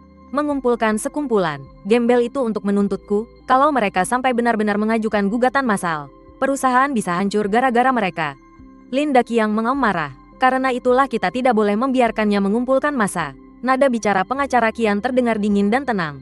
Untuk menghadapi kerusuhan warga semacam ini, cara terbaiknya bukanlah dengan konfrontasi langsung, melainkan menghancurkan mereka dari dalam. Dia mengacungkan 3 jarinya. Pertama, pecah belah. Ratusan pemilik rumah itu tidak mungkin bersatu seutuhnya. Ada yang sedang butuh uang. Ada juga yang penakut dan tidak mau cari masalah. Kita segera kirim orang untuk menemui mereka. Beri sedikit uang tutup mulut diam-diam. Suruh mereka tanda tangani perjanjian kerahasiaan. Dan buat mereka mundur. Asal ada satu orang yang mundur, pasti akan ada orang kedua dan ketiga. Kalau hati mereka sudah goyah, barisan mereka akan hancur dengan sendirinya. Kedua, hancurkan reputasinya. Si Margasie itu, sekarang dia sedang dianggap pahlawan oleh mereka, kan? Kita jatuhkan saja dia dari tahtanya. Selidiki latar belakangnya, keluarganya, pekerjaannya, masa lalunya. Aku tidak percaya dia itu manusia suci. Tidak mungkin tidak ada aib yang bisa kita bongkar. Asal kita menemukan satu saja noda hitamnya. Kita bayar pasukan siber untuk menyebarkannya di internet. Kita bentuk opini publik seolah-olah dia melakukan ini demi keuntungan pribadinya. Seorang ambisius yang sengaja memprovokasi warga. Pahlawan kalau sudah ketahuan belangnya, pasti akan jauh lebih dibenci daripada orang biasa. Ketiga, beri tekanan. Urusan hukum biar diselesaikan secara hukum. Aku akan membentuk tim pengacara terbaik untuk melawannya di pengadilan. Dan Bapak, gunakan semua koneksi Bapak di pemerintahan. Beritahu orang-orang dalam di dinas terkait. Gugatan massal biasa seperti ini. Asal kita bisa mengulur-ulur waktu dan membuat prosesnya berbelit-belit. Semangat para pemilik rumah itu lama-kelamaan pasti akan habis. Penjelasan pengacara Qian sangat sistematis dan luar biasa licik. Hal itu perlahan meredakan emosi Linda Qiang yang sedang meledak-ledak. Dia kembali duduk di sofa. Senyum sinis yang kejam kembali menghiasi wajahnya. Bagus, bagus sekali, Qian. Otakmu memang yang paling bisa diandalkan. Dia mengambil ponselnya, lalu menekan sebuah nomor. Hei anjing hitam, ini aku. Tolong selidiki seseorang. Namanya Sielin. Tinggal di... Ya, cari tahu semua tentangnya dari dia lahir sampai sekarang. Tanpa sisa. Selain itu, lakukan satu hal lagi untukku. Daftar pemilik rumah Fei Cui Jiangnan tahap 3. Nanti aku kirimkan. Carilah beberapa orang yang cukup pintar. Datangi mereka satu persatu. Beritahu mereka. Apa akibatnya kalau berani menentangku? Setelah menutup telepon, Linda Qiang menenggak abis anggur merah di mejanya. Dia menatap kelap-kelip lampu kota dari balik jendela. Tak ada lagi kepanikan di matanya. Yang ada hanyalah tatapan mematikan bagaikan ular berbisa. Bocah, permainannya baru saja dimulai. Rapat pemilik rumah di hari Sabtu ternyata jauh lebih sukses dari dugaanku. Gedung serbaguna warga dipenuhi oleh lautan manusia. Lorong dan pintunya pun sampai sesak. Perkiraan kasarnya, ada lebih dari 300 keluarga yang datang. Wang Feng juga membawa 2 asistennya dan hadir langsung untuk memberikan konsultasi hukum gratis bagi para pemilik rumah dan menjawab langsung di tempat berbagai pertanyaan teknis soal proyek mangkrak itu. Suasana pertemuan sangat antusias. Di bawah pimpinanku, kami berhasil mengesahkan peraturan paguyuban dan dengan suara telak, kami memilih 7 orang untuk menjadi komite pemilik rumah. Aku terpilih jadi ketua tanpa halangan. Dengan bantuan tim Wang Feng, kami langsung mengumpulkan lebih dari 260 surat kuasa yang ditandatangani langsung oleh pemilik, serta tumpukan kontrak pembelian rumah, mutasi bank, dan bukti lainnya. Melihat tumpukan tebal surat kuasa itu, perasaanku campur aduk. Ini bukan sekadar dokumen hukum, tapi mewakili 200 lebih keluarga yang menitipkan kepercayaan dan harapan besar. Namun, serangan balasan Linda Qiang ternyata datang lebih cepat dan licik dari dugaanku. Senin pagi, aku menerima telepon dari seorang warga, namanya Pak Chen, seorang guru berusia 50-an. Dan juga anggota komite. Di ujung telepon, suara Pak Chen terdengar sangat ketakutan dan mau menangis. Sielin, gawat, ada masalah besar. Pak Chen, tenang dulu, pelan-pelan. Ada apa? Perasaanku langsung gak enak. Tadi pagi, waktu aku turun mau nyetir ke tempat kerja, aku lihat 4 ban mobilku ditusuk orang sampai hancur. Di kaca mobil juga ada cat merah. Ditulisi, cari mati. Suara Pak Chen gemetar hebat. Istriku sampai lemas ketakutan di tempat. Sielin, mereka sengaja mengincar kita. Apa ini peringatan untukku? Tanganku langsung mengepal. Keparat kau Linda Qiang. Gertakan yang bagus. Dia nggak berani menyerangku langsung. Jadi dia jadikan warga biasa sebagai sasaran. Dia tahu betul, teror licik semacam ini bakal bikin keluarga biasa sangat trauma. Pak Chen, Bapak jangan takut. Jangan sentuh mobilnya. Biarkan saja seperti itu. Aku panggil polisi sekarang. Dan langsung ke sana nemuin Bapak. Sambil menenangkan Pak Chen, aku buru-buru menelepon Wang Feng dan menceritakan semuanya. Terdengar kekehan sinis Wang Feng dari ujung sana. Baguslah kalau begitu. Tadinya aku kira dia bakal sembunyi kayak pengecut. Semakin dia bertingkah, semakin cepat dia menggali kuburnya sendiri. Kamu tenangkan bapak itu. Bilang padanya ini bukan musibah. Justru ini senjata terbaik kita untuk menyerang balik. Simpan semua buktinya. Aku akan minta pihak berwajib untuk segera menyelidikinya. Ini sudah jelas teror dan pengerusakan barang. Hukuman berat sudah menunggunya. Ketenangan dan keahlian Wang Feng memberiku rasa percaya diri yang besar. Aku langsung meluncur ke perumahan Pak Chen. Polisi sudah memasang garis polisi di sana. Pak Chen dan istrinya berdiri di pinggir dengan wajah pucat pasi. Banyak tetangga yang berkerumun, saling berbisik membicarakannya. Aku berjalan mendekat, menepuk pundak Pak Chen, dan berkata tegas, "Pak Chen, jangan takut. Kelakuan mereka ini justru membuktikan kalau mereka ketakutan. Mereka takut kita bersatu, takut kita melawan mereka pakai hukum. Ini namanya bukan peringatan, ini namanya keputusasaan terakhir." Aku mengeraskan suaraku, biar tetangga di sekitar bisa dengar semuanya. "Bapak Ibu sekalian, kalian lihat sendiri, kan? Beginilah cara kotor si pihak developer. Mereka tidak berani di pengadilan berdebat dengan kita, tidak berani menyelesaikan masalah secara terang-terangan, dan bisanya cuma pakai cara kotor dan murahan seperti ini untuk menakut-nakuti kita." Emosi warga kembali tersulut. Ancaman Linda Qiang tidak hanya gagal meruntuhkan tekad kami, tapi malah membangkitkan rasa kebersamaan dan amarah di hati semua orang. Melihat pemandangan ini, aku pun merasa lega. Aku berjalan menepi dan menelepon nomor yang selama ini cuma ku simpan dan tak pernah ku balas. Wartawan Jiangcheng Metropolis Daily. "Halo, selamat siang. Dengan wartawan Chen, ini si Elin." "Ah, Pak Xie. Halo. Halo, saya sudah menunggu-nunggu telepon dari Anda." Suara perempuan di seberang sana terdengar sangat bersemangat. "Saya memutuskan untuk menerima wawancara Anda," ucapku dengan tenang. "Tapi bukan wawancara eksklusif denganku saja. Saya harap kalian bisa membantu menggelar konferensi pers. Kami, Komite Warga Fei Chui Jiangnan, memiliki beberapa bukti penting yang ingin diungkap ke publik." "Bukti? Bukti apa?" kejar wartawan Chen dengan tajam. "Rantai bukti lengkap tentang bagaimana pihak pengembang memutarbalikkan fakta untuk melakukan pemerasan. Bukti terbaru tentang bagaimana mereka menggunakan cara-cara preman untuk mengancam dan mengintimidasi warga. Dan juga tentang apa yang sebenarnya terjadi di balik proyek mangkrak Fei Chui Jiangnan, yang kemungkinan melibatkan pelanggaran hukum yang jauh lebih parah." Setiap kali aku menyelesaikan kalimatku, aku bisa mendengar suara tarikan napas terkejut dari seberang telepon, serta suara ketikan keyboard yang sangat cepat. "Pak Xie, Anda tenang saja. Ini pasti akan jadi berita utama tahun ini. Soal konferensi pers, biro kami yang akan mengurus semuanya. Kami akan mengundang seluruh media di Jiangcheng. Bukan, seluruh media besar di provinsi ini untuk hadir," janji wartawan Chen dengan penuh semangat. "Waktunya kita tetapkan lusa, jam 10 pagi. Untuk tempatnya, kami akan carikan aula konferensi yang cukup besar." "Baik, sepakat." Setelah menutup telepon, aku menatap mobil yang telah dihancurkan itu, dan dua kata, "mati," berwarna merah darah yang mencolok di atasnya. "Linda Qiang, kamu mau main-main? Ya, boleh. Mari kita mainkan permainan yang lebih besar sekalian. Aku akan membongkar semua konspirasi dan kebusukanmu di bawah sorotan lampu seluruh kota, bahkan di hadapan seluruh rakyat negeri ini. Aku ingin lihat saat cahaya kebenaran menyinari setiap sudut. Mau lari kemana kau?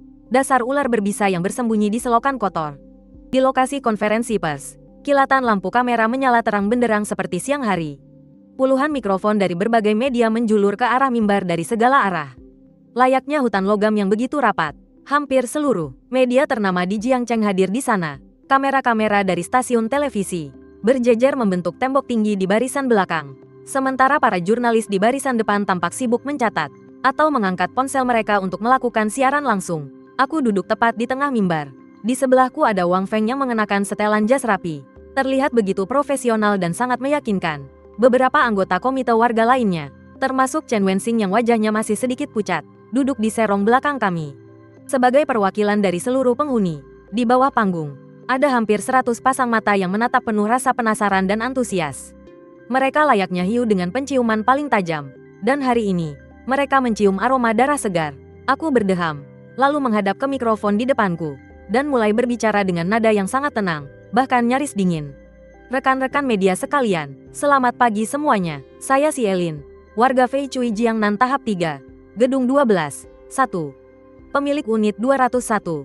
Suasana di sana mendadak hening. Hanya terdengar suara jepretan kamera yang saling bersahutan. "Saya mengundang Anda semua ke sini hari ini untuk mengklarifikasi satu hal dan untuk mengungkap beberapa fakta kepada publik." Aku menekan tombol spasi di laptop di depanku. Di layar besar di belakangku, langsung muncul sebuah foto berkualitas tinggi. Itu adalah bangunan mangkrak yang berdiri sendirian. Fokus fotonya tertuju pada bagian di lantai 11. Tangga terputus yang tiba-tiba mandek. Beberapa hari yang lalu, aku ditelepon oleh manajer yang dari pengelola apartemen Fei Chui Jiangnan.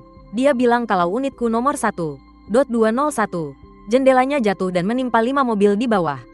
Dia menuntutku untuk bayar ganti rugi sebesar 40.000 yuan. Baru saja aku selesai bicara, para wartawan di bawah panggung langsung heboh. Terdengar suara keheranan dan bisik-bisik yang tak tertahankan. Walaupun banyak orang sudah melihat videonya di internet, tapi saat didengar langsung dari mulut korbannya sendiri, rasa konyol dan kejutannya tetap saja terasa begitu kuat. Nah, foto yang kalian lihat sekarang ini diambil tepat setelah kejadian, saat aku, Pak Lin Daqiang sang developer, manajer yang dari pihak pengelola, beserta ratusan pemilik unit lainnya turun langsung untuk mengecek lokasinya. Faktanya, lantai 12, tempat unitku berada ini, sama sekali belum dibangun. Aku menekan tombol spasi lagi, dan sebuah video mulai berputar di layar.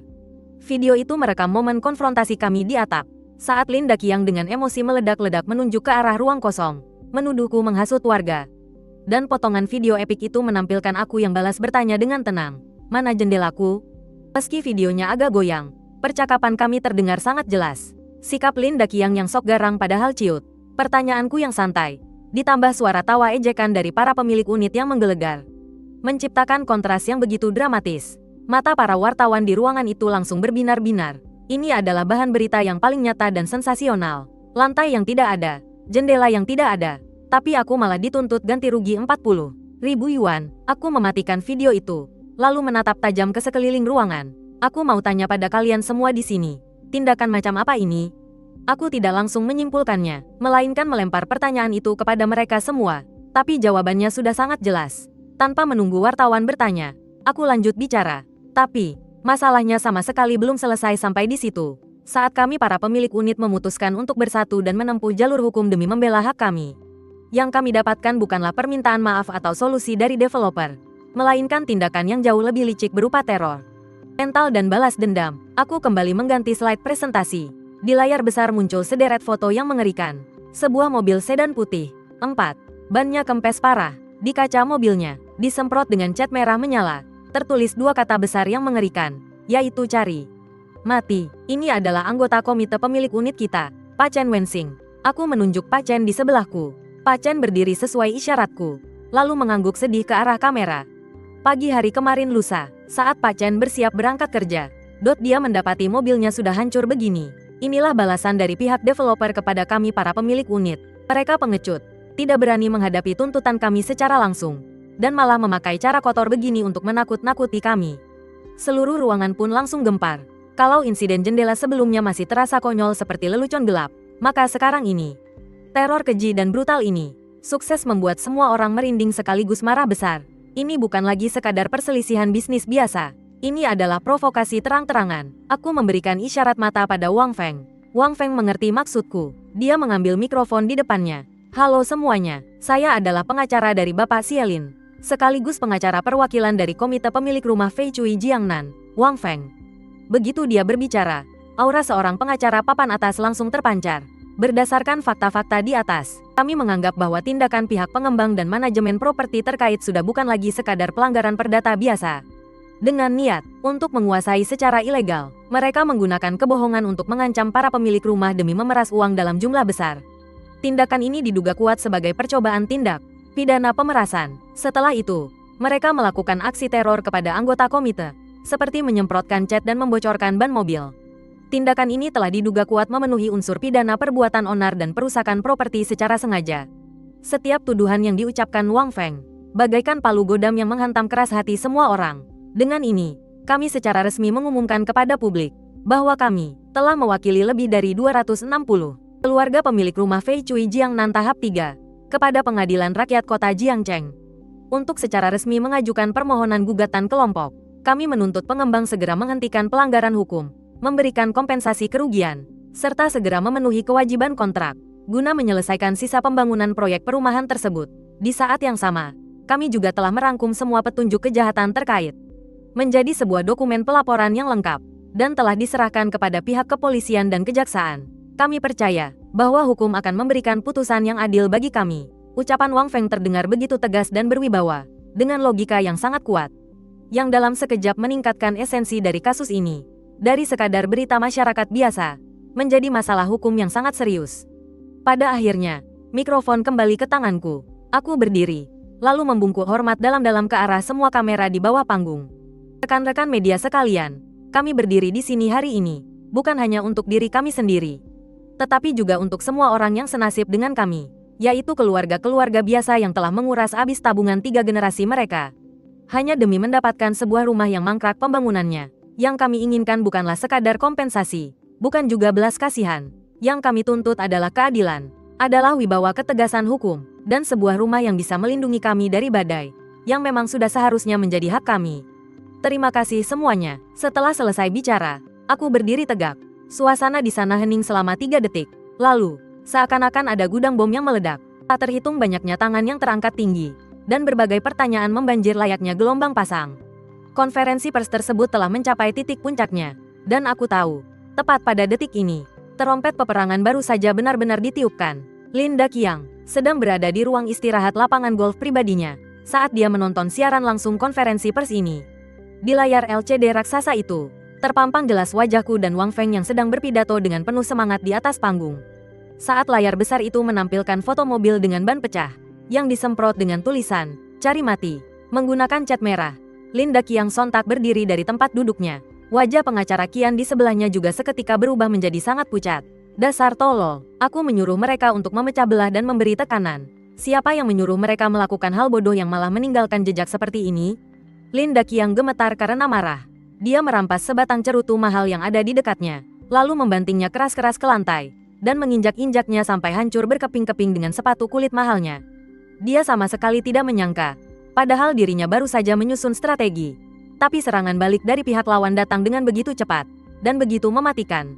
Ini sudah bukan sekadar serangan balik biasa. Ini adalah pengadilan opini publik yang sudah direncanakan dengan matang. Bocah bermarga Xie itu dan pengacaranya benar-benar membongkar semuanya secara terang-terangan, membeberkannya tepat di depan mata seluruh warga kota. Bukannya ketakutan, mereka malah memanfaatkan insiden ancaman ini untuk menempatkan diri mereka sebagai korban yang teraniaya dan merebut simpati publik. Bos Lin, sekarang bukan saatnya untuk marah-marah. Pengacara Qian memaksa dirinya untuk tetap tenang. Otaknya berputar dengan sangat cepat. Yang paling penting sekarang, kita harus segera memutus semua hubungan kita dengan masalah ini. Suruh preman-preman itu pergi sekarang juga. Jangan sampai polisi melacak dan menemukan kita. Tanpa kau suruh pun aku tahu. Lin Daqiang mengaum marah ke arah telepon. Ia memberikan perintah kepada anak buahnya yang khusus mengurus pekerjaan kotor itu, lalu membanting teleponnya. Dia terlihat seperti binatang buas yang terkurung di dalam sangkar, mondar-mandir dengan gelisah di dalam ruangan. Di layar, sesi tanya jawab dengan wartawan sudah dimulai. Pertanyaan-pertanyaan tajam yang dilontarkan bagaikan belati, yang menusuk jantungnya hingga terasa perih. Tuan Xie, apakah Anda tidak takut dengan balas dendam dari Lin Daqiang? Di dalam layar, Xie Lin yang menghadapi pertanyaan itu, hanya tersenyum dengan sangat tenang. Jika seorang warga negara, yang hanya ingin mempertahankan hak-haknya yang sah, harus hidup dalam ketakutan akan balas dendam, maka itulah yang seharusnya paling kita khawatirkan. Saya percaya pada hukum, dan saya juga percaya pada aparat pemerintah.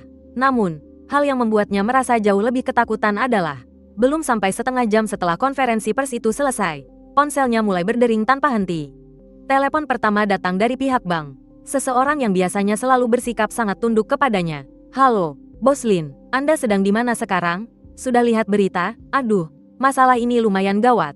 Pihak kantor pusat sudah mengeluarkan surat pemberitahuan untuk mengevaluasi ulang risiko kredit perusahaan Anda. Pinjaman pembangunan untuk kuartal berikutnya sepertinya harus ditunda dulu untuk sementara waktu."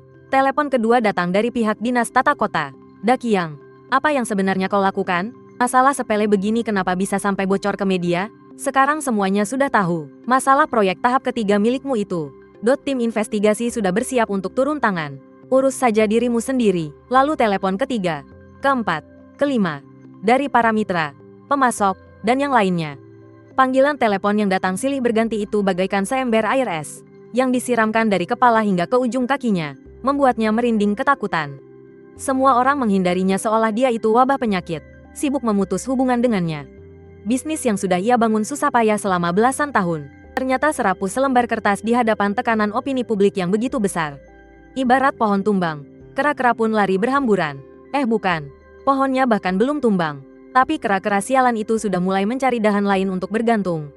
Pengacara Qian menatap Lin Daqiang yang sedang putus asa itu, Dia tahu situasinya sudah benar-benar hancur. 3 langkah strategi yang awalnya ia susun, yaitu adu domba, pencemaran nama baik, dan intimidasi. Langkah pertama, adu domba, malah memicu serangan balik yang sangat kuat dari pihak lawan. Langkah ketiga, intimidasi, juga gagal total karena adanya campur tangan dari pihak aparat. Sekarang, mereka hanya punya satu kartu as terakhir, pencemaran nama baik. Bos Lin, sang pengacara berjalan mendekati Lin Daqiang, lalu berbisik dengan suara yang sangat pelan. Keadaannya sudah begini, kita cuma bisa ambil langkah nekat. Cara biasa sudah nggak mempan. Kita harus menghancurkan reputasinya, asalkan citranya hancur. Semua omongannya dan semua perbuatannya bakal diragukan orang. Lin Daqiang seolah baru saja meraih jerami penyelamat terakhirnya. Secercah harapan kembali menyala di matanya yang merah darah. Sudah ada kabar dari sana? Ketemu sesuatu nggak? Ada sedikit yang berhasil kita gali. Sorot mata kejam sekilas melintas di mata pengacara Qian. Si Sielin itu, 3 tahun yang lalu dipecat dari perusahaan lamanya. Alasannya karena menggelapkan uang perusahaan. Menggelapkan uang, mata Lin Daqiang seketika berbinar terang. Ini beneran? Ada buktinya nggak? Kasusnya waktu itu nggak dilaporkan ke polisi. Cuma diselesaikan secara internal. Kabarnya, dia mentransfer dana operasional sebesar 50.000 yuan ke rekening pribadinya, dan ketahuan sama bagian keuangan perusahaan. Ujung-ujungnya, dia mengembalikan uang itu. Makanya perusahaan gak menuntutnya secara hukum, cuma memecatnya, ucap pengacara Qian. Walaupun gak ada catatan kriminal, masalah ini sudah cukup buat kita jadikan senjata. Bagus, ini bagus banget. Lin Daqiang menggosok-gosokkan kedua tangannya dengan kegirangan. Orang yang punya rekam jejak maling uang perusahaan, sekarang sok-sokan maju jadi pemimpin, bilang mau membela rakyat.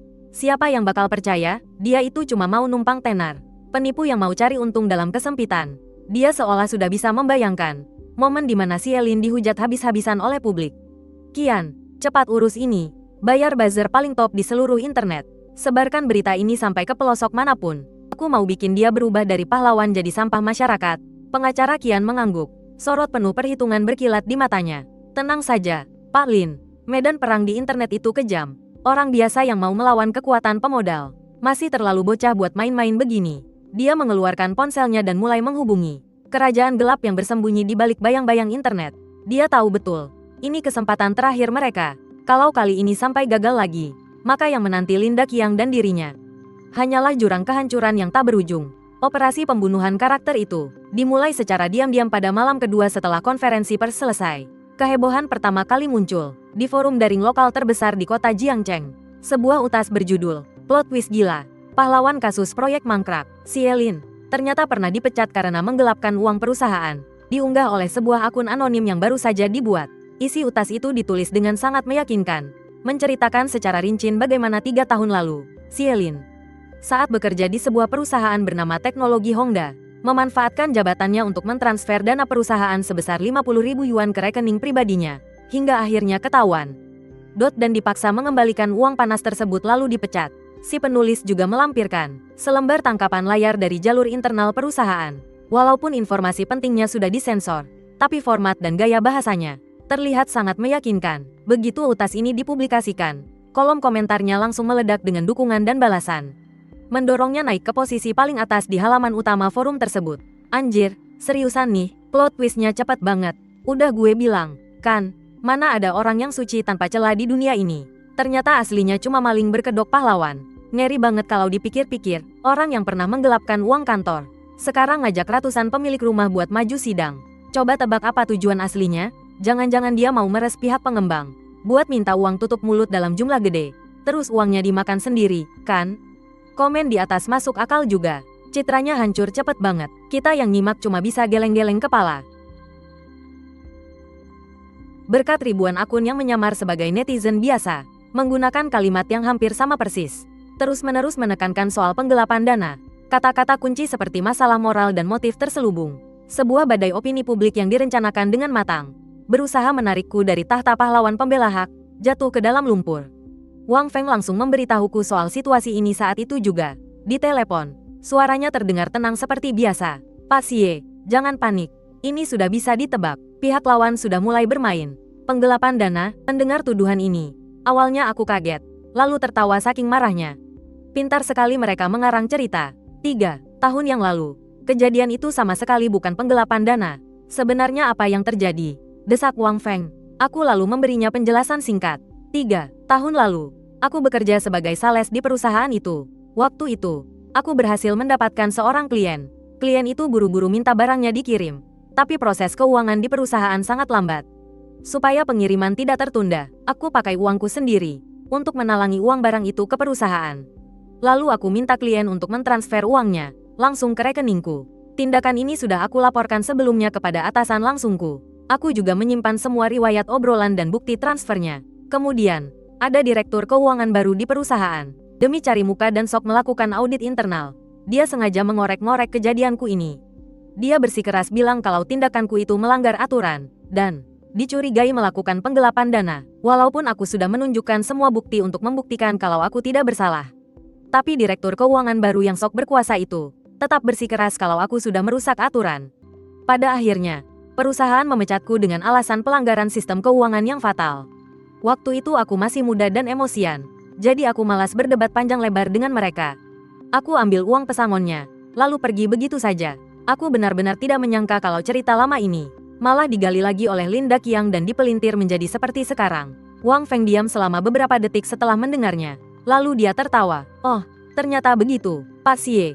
Ini bukan sekadar fitnah, malah jadi hadiah besar buat kita. Maksudnya apa? Tanyaku bingung.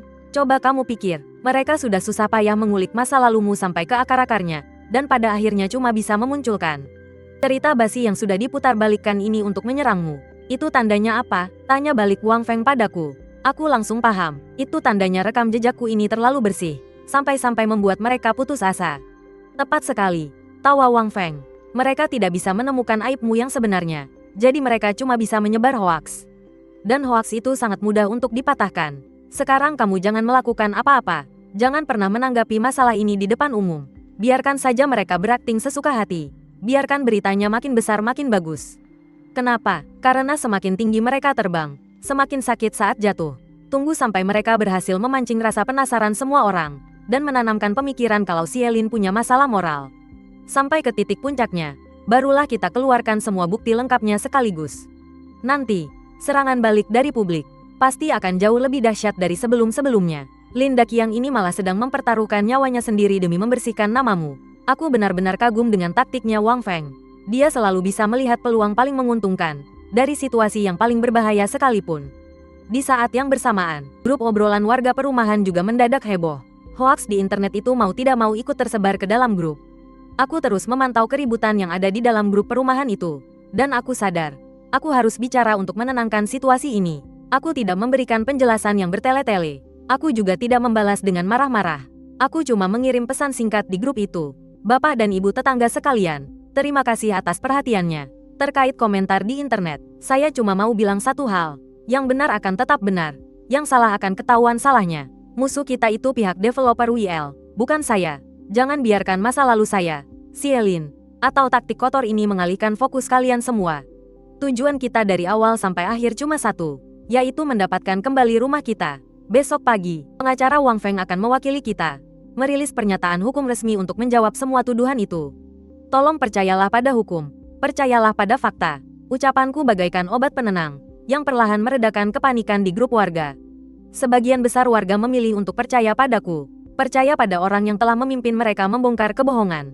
Dan saat ini, aku sedang mengikuti instruksi dari Wang Feng, mengumpulkan semua bukti yang kusimpan sejak 3 tahun lalu. Mulai dari tangkapan layar obrolan dengan atasan, bukti transfer dana talanganku, mutasi rekening dari klien yang transfer kepadaku, sampai surat pemberitahuan pemecatan dari perusahaan saat itu. Semuanya aku rapikan dan kirim ke emailnya. Lin Daqiang, pengacara Qian, kalian mau main perang opini? Boleh, biar kutunjukkan pada kalian apa artinya menggali kuburan sendiri. Badai di internet ternyata jauh lebih ganas dari perkiraan pengacara Qian. Skandal gelap soal Xie Lin yang menggelapkan dana. Berkat dorongan pasukan akun bodong, sukses menduduki puncak tren pencarian di berbagai platform dalam waktu singkat. Tapi pondasinya rapuh. Kelihatan banget kalau ini rekayasa. Terlalu banyak akun yang pakai struktur kalimat yang mirip, dan memposting komentar yang sama persis di mana-mana. Gerakan serempak kayak gini dengan cepat memancing kecurigaan dan rasa muak dari netizen murni. Ada apa nih? Baru juga bangun tidur. Di mana-mana udah bahas karakternya Xie Lin yang bermasalah. Kebetulan banget, kan? Coba deh cek profil beberapa akun yang paling kasar hujatannya. Semuanya baru daftar hari ini loh. Atau akun-akun mati yang sebelumnya nggak pernah posting. Jejak akun bodongnya kentara banget. Pihak developer ngira netizen itu pada bodoh. Ya, aku malah jadi agak percaya sama si Elin sekarang. Kalau memang dia punya banyak skandal kotor, kenapa baru dibongkar pas konferensi persnya selesai? Pas developer lagi terpojok-terpojoknya? Ini sih namanya pengalihan isu. Bukan, ini sih namanya lagi panik kelabakan. Bukannya ikut-ikutan menyalahkanku. Publik justru dengan cepat terbelah jadi dua kubu. Kubu pertama adalah pasukan akun bodong dan orang-orang yang ikut-ikutan terprovokasi. Sementara kubu kedua adalah netizen murni yang tetap rasional dan skeptis. Kedua kubu ini bertengkar hebat di internet, membuat topik ini makin panas. Dan viralnya mencapai puncaknya. Semua orang seolah sedang menantikan sebuah vonis akhir. Menantikan si Elin sendiri, atau pengacaranya, untuk angkat bicara dan memberikan klarifikasi. Linda Qiang dan pengacara Qian jelas sangat puas dengan hasil ini. Bagi mereka, sekali saja benih keraguan ditanamkan, suatu saat pasti akan berakar dan tumbuh. Selama narasi karakter si Elin yang busuk ini terus-menerus diulang, itu pasti akan menggoyahkan mental para warga. Target mereka bukan bikin semua orang percaya, cukup sebagian saja yang termakan hoaks. Dan tujuan mereka pun sudah tercapai. Memang, mulai muncul sedikit perpecahan di dalam grup warga. Yang paling pertama goyah adalah mereka yang dulu beli rumah cuma buat investasi. Proyek rumah mangkrak ini nggak terlalu fatal dampaknya buat kehidupan mereka. Seorang warga yang foto profilnya lagi liburan di Hawaii, ngirim pesan panjang di grup. Bapak-bapak, ibu-ibu, rasanya kita ini terlalu impulsif deh. Si Elin ini, sebelumnya kan kita nggak ada yang kenal dia. Sebenarnya dia itu orang yang kayak gimana? Kita semua nggak ada yang benar-benar tahu. Sekarang di internet semuanya bilang begitu. Nggak mungkin ada asap kalau nggak ada api, kan? Gimana kalau dia beneran bikin kesepakatan diam-diam sama pihak developer, terus ngejual kita semua? Nanti kalau beneran gitu, kita mau nangis ke siapa coba? Kata-katanya itu langsung diiyakan oleh beberapa orang. Iya, gugatan massal emang kedengarannya bagus untuk proyek MC Flimfik ini. Tapi nanti gimana kalau kita kalah dari pihak NCF? Liu Fi, kita bahkan gak akan punya sisa modal sedikit pun untuk tawar-menawar sama pihak developer. Ku dengar udah ada yang ditelepon sama pihak developer. Katanya mereka mau ngembaliin uang rumah harga awal, terus ditambah sedikit kompensasi bunga. Ya, walaupun agak rugi sih, tapi itu masih mendingkan daripada ujung-ujungnya kita rugi total. Aku mutusin buat mundur aja deh. Orang tua di rumah lagi sakit-sakitan. Aku beneran udah gak sanggup lagi ngurusin ginian. Si Elin, maafin aku ya. Setelah salah satu pemilik rumah mengirim pesan itu, dia diam-diam keluar dari grup obrolan. Setelah ada satu yang keluar, muncullah orang kedua, lalu ketiga. Hanya dalam waktu singkat, kurang dari 1 jam, sudah ada belasan pemilik rumah yang keluar dari grup obrolan. Mereka juga langsung menghubungi asisten Wang Feng untuk mencabut kuasa hukum gugatan mereka. Taktik adu domba Linda Qiang yang dibarengi dengan strategi fitnah busuknya, akhirnya mulai menunjukkan hasil. Suasana di dalam grup pun berubah jadi sangat menyesakkan dan tegang. Meski pemilik rumah yang tersisa masih saling menyemangati di obrolan, tapi siapapun bisa merasakan semangat juang yang baru saja terkumpul itu perlahan-lahan mulai terkikis habis. Tepat pada saat itu, aku akhirnya mengirimkan pesan di grup, menegaskan bahwa kebenaran akan terbukti dengan sendirinya. Pernyataanku itu ibarat suntikan semangat, untuk sementara berhasil menenangkan emosi sebagian besar orang. Terutama, Chen Wenxing dan beberapa anggota inti komite pemilik rumah lainnya, yang langsung pasang badan dan mendukungku dengan tegas. Mereka mengutuk orang-orang yang keluar grup sebagai pengkhianat dan pengecut, lalu mengajak semuanya untuk percaya padaku, dan percaya pada hukum. Tapi di dalam hati aku tahu, dukungan sebatas omongan begini tuh sangat rapuh. Kalau kita nggak segera ngasih bukti yang kuat, untuk menghancurkan rumor sialan itu sampai ke akar-akarnya, celah keretakan ini cuma bakal makin membesar, sampai akhirnya seluruh aliansi kita hancur lebur. Malam sudah larut, tapi aku sama sekali nggak bisa tidur. Aku menatap kerlap-kerlip lampu kota dari balik jendela, sementara otakku terus menerka-nerka rencana apa yang sebenarnya sedang dimainkan oleh Wang Feng. Dia sedang menunggu pihak sana menyelesaikan sandiwara kotor mereka sampai akhir. Menunggu sampai rasa penasaran dan keraguan semua orang memuncak. Ini benar-benar sebuah perjudian psikologis. Yang dipertaruhkan adalah akal sehat publik dan kehausan mereka akan kebenaran, serta mempertaruhkan namaku sendiri, si Elin. Setelah melewati badai fitnah ini, seberapa banyak sisa kepercayaan yang masih bisa kupertahankan? Sementara itu di kantor Linda Qiang, dia dan pengacara Qian sedang bersulang dengan segelas anggur merah, merayakan kemenangan sementara mereka. Lao Qian, idemu benar-benar brilian, langsung matiin langkah mereka dari akarnya. Lihat tuh, udah ada belasan keluarga yang mundur. Kalau terus begini, nggak sampai 1 minggu, komite pemilik rumah sok jagoan itu pasti bakal bubar jalan dengan sendirinya. Wajah Lin Daqiang memerah penuh kebanggaan. Rasa frustrasi yang menghantuinya beberapa hari terakhir lenyap tak bersisa. Pengacara Qian tersenyum tipis sambil menggoyangkan gelas anggurnya. Dari balik kacamata, tatapan matanya memancarkan kilau kelicikan yang angkuh. Bos Lin, ini tuh baru pemanasan. Saya sudah mengatur semuanya. Besok, akan ada beberapa mantan rekan kerjanya yang menerima wawancara atas nama pribadi. Kita pastikan kasus penggelapan dana Xielin di masa lalu itu terbukti. Kalau sudah begitu, dewa sekalipun gak akan bisa menyelamatkannya. Bagus, bagus, bagus. Lin Daqiang menyerukan kata pujian itu sampai 3 kali berturut-turut, seolah-olah dia sudah bisa melihatku hancur lebur menanggung malu. Lalu berlutut memohon ampun di hadapannya. Dia menenggak abis anggur merahnya dan tertawa lepas penuh kemenangan. Tapi sayangnya, dia tidak tahu bahwa saat seseorang tertawa paling keras di dalam kegelapan, di saat itulah fajar kemenangan yang sesungguhnya sudah di depan mata. Keesokan paginya pukul 10 tepat saat beberapa mantan rekan kerja yang dibayar oleh Lin Daqiang itu saat sedang bersiap-siap untuk muncul dan bercerita di sebuah siaran langsung. Serangan balik secepat kilat dari Wang Feng tiba-tiba saja datang tanpa peringatan. Firma hukum paling top di kota Jiangcheng, akun media sosial resmi dari firma hukum Juncheng, beserta semua saluran media rekanannya, secara serentak merilis sebuah dokumen dengan judul tentang Tuan Xielin. Kasus pelanggaran nama baik. Bagian awal pernyataan itu langsung menyoroti dengan jelas bahwa rumor di internet akhir-akhir ini tentang Tuan Xielin yang memakai dana perusahaan. Segala macam desas-desus di internet tentang Tuan Xielin yang menyalahgunakan uang perusahaan. Itu semua hanyalah sebuah kebohongan yang 100% direkayasa dan merupakan informasi palsu yang sangat tidak benar. Tujuannya tak lain hanya untuk menggiring opini publik dengan niat yang sangat amat licik. Setelah itu, pernyataan tersebut tidak hanya berisi bantahan kosong belaka, tapi langsung membeberkan bukti-bukti yang mematikan, mempermalukan mereka di depan umum. Bukti pertama, tangkapan layar obrolan WeChat yang utuh. Di bagian awal tangkapan layar panjang itu tertulis, "Aku meminta izin kepada mantan atasan langsungku, Pak Wang. Pak Wang, pesanan dari teknologi Hongda ini sangat mendesak. Barangnya harus dikirim hari ini juga. Tapi kalau harus nunggu proses dari bagian keuangan, waktunya nggak bakal keburu. Boleh nggak, kalau aku pakai uang pribadiku dulu, untuk nalangin pembayaran barang sebesar 50.000. Nanti biar klien langsung transfer uangnya ke rekeningku. Cara ini yang paling cepat." Di bawahnya, ada balasan dari Pak Wang. "Boleh, situasi darurat. Kita tangani dengan cara khusus. Kamu talangin dulu aja, ya. Jangan lupa, simpan bukti pembayarannya baik-baik." 2 kalimat percakapan yang sederhana ini, dalam sekejap langsung membalikkan tuduhan penggelapan uang menjadi sekadar penalangan dana yang sudah disetujui oleh atasan. Bukti kedua, 2 buah tangkapan layar bukti transfer bank. Yang pertama, adalah dari rekening pribadiku ke rekening perusahaan teknologi Hongda. Bukti transfer elektronik sebesar 50.000. Waktunya tertera pada pagi hari di hari yang sama. Sedangkan gambar yang satunya lagi, adalah bukti transfer dari rekening perusahaan klien ke rekening pribadiku sebesar 50.000. Waktunya tertera pada sore harinya. Waktu dari kedua bukti itu sangat berdekatan, dan jumlah uangnya pun sama persis. Benar-benar sangat cocok dengan riwayat obrolannya. Hal ini membentuk sebuah bukti aliran dana yang sangat jelas dan sama sekali tidak bisa dibantah. Ini membuktikan kalau aku sama sekali tidak mengambil uang perusahaan, melainkan uang itu cuma numpang lewat aja di rekeningku. Lalu, bukti ketiga, sebuah tangkapan layar dari email internal perusahaan.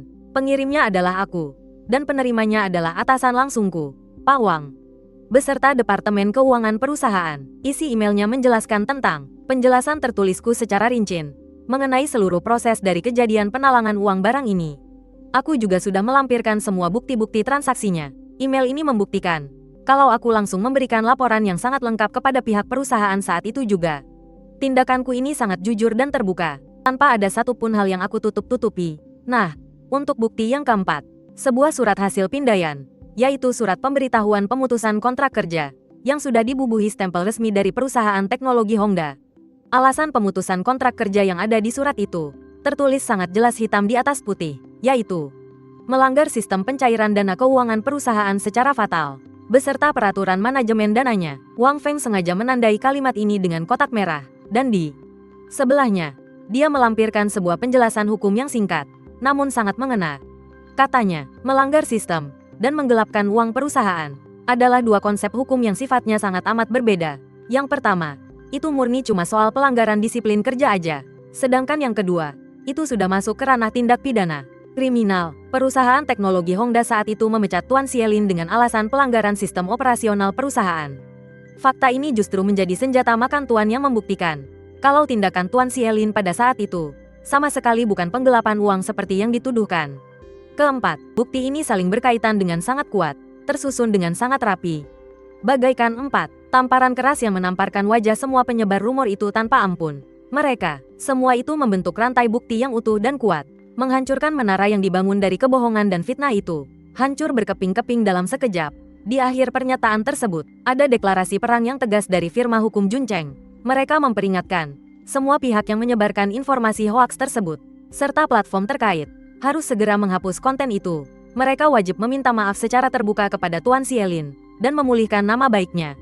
Poin kedua, firma hukum kami yang mewakili Tuan Xielin telah mengambil tindakan terhadap akun pertama yang menyebarkan fitnah itu, yaitu akun Jiang Cheng Bage. Kami juga menggugat forum berita Jiang Cheng yang membiarkan rumor itu menyebar. Kami sudah mengajukan gugatan pencemaran nama baik ke pengadilan. Kami menuntut mereka untuk bertanggung jawab secara hukum. Poin ketiga, kami sudah memegang bukti awal yang menunjukkan bahwa aksi pembunuhan karakter yang terorganisir dan besar-besaran ini didalangi oleh pengembang proyek Fei Chui Jiangnan, yaitu oknum dari perusahaan properti Hongye Jiangcheng. Kami sudah menyerahkan semua bukti dan petunjuk terkait kepada Departemen Keamanan Siber Kepolisian. Kami menuntut agar kasus ini segera diusut tuntas. Tindakan balas dendam yang keji melalui perundungan siber ini pasti akan kami kejar sampai ke akar-akarnya, tanpa ampun. Pernyataan hukum ini ibarat bom waktu raksasa yang dijatuhkan ke lautan opini publik yang sudah mendidih, memicu ledakan nuklir yang dahsyat. Dua kubu netizen yang tadinya saling serang, tiba-tiba terdiam 1000 bahasa. Beberapa menit kemudian, kolom komentar meledak tak terkendali. Pembalikan opini publik yang luar biasa ini hanya butuh waktu kurang dari 1 jam. Semua hujatan dan cacian yang tadinya menyerangku bertubi-tubi, lenyap tanpa bekas dalam sekejap. Digantikan oleh badai kemarahan yang menggelegar, mengutuk tindakan tidak tahu malu dari pihak pengembang itu. Orang-orang kini berbalik bersimpati, dan semakin kuat mendukungku. Citra baikku sama sekali tidak hancur. Sebaliknya, setelah diuji dalam kobaran api, namaku justru makin tak tergoyahkan. Seorang pria yang bersih, jujur, dan rela mengorbankan reputasinya sendiri demi kepentingan orang banyak. Saat dihadapkan pada kekuasaan dan fitnah keji, ia tetap tenang melawan balik menggunakan fakta dan hukum. Sosok pahlawan yang sempurna ini telah tertanam kuat di hati masyarakat. Dan semua ini, semuanya berkat taktik busuk Linda Qiang dan pengacara Qian. Taktik yang kelihatannya cerdas, tapi aslinya bodoh bukan main. Mereka sendiri yang memasangkan mahkota kehormatan ini di kepalaku, dan tak ada yang bisa merebutnya. Sementara itu, pengacara Qian sedang berada dalam rapat darurat. Saat dia membaca surat pernyataan dari firma hukum Juncheng itu, begitu melihat rantai bukti yang terpampang jelas di sana, disusun dengan gaya yang selama ini paling ia kuasai, yaitu bahasa hukum yang dingin namun sangat mematikan.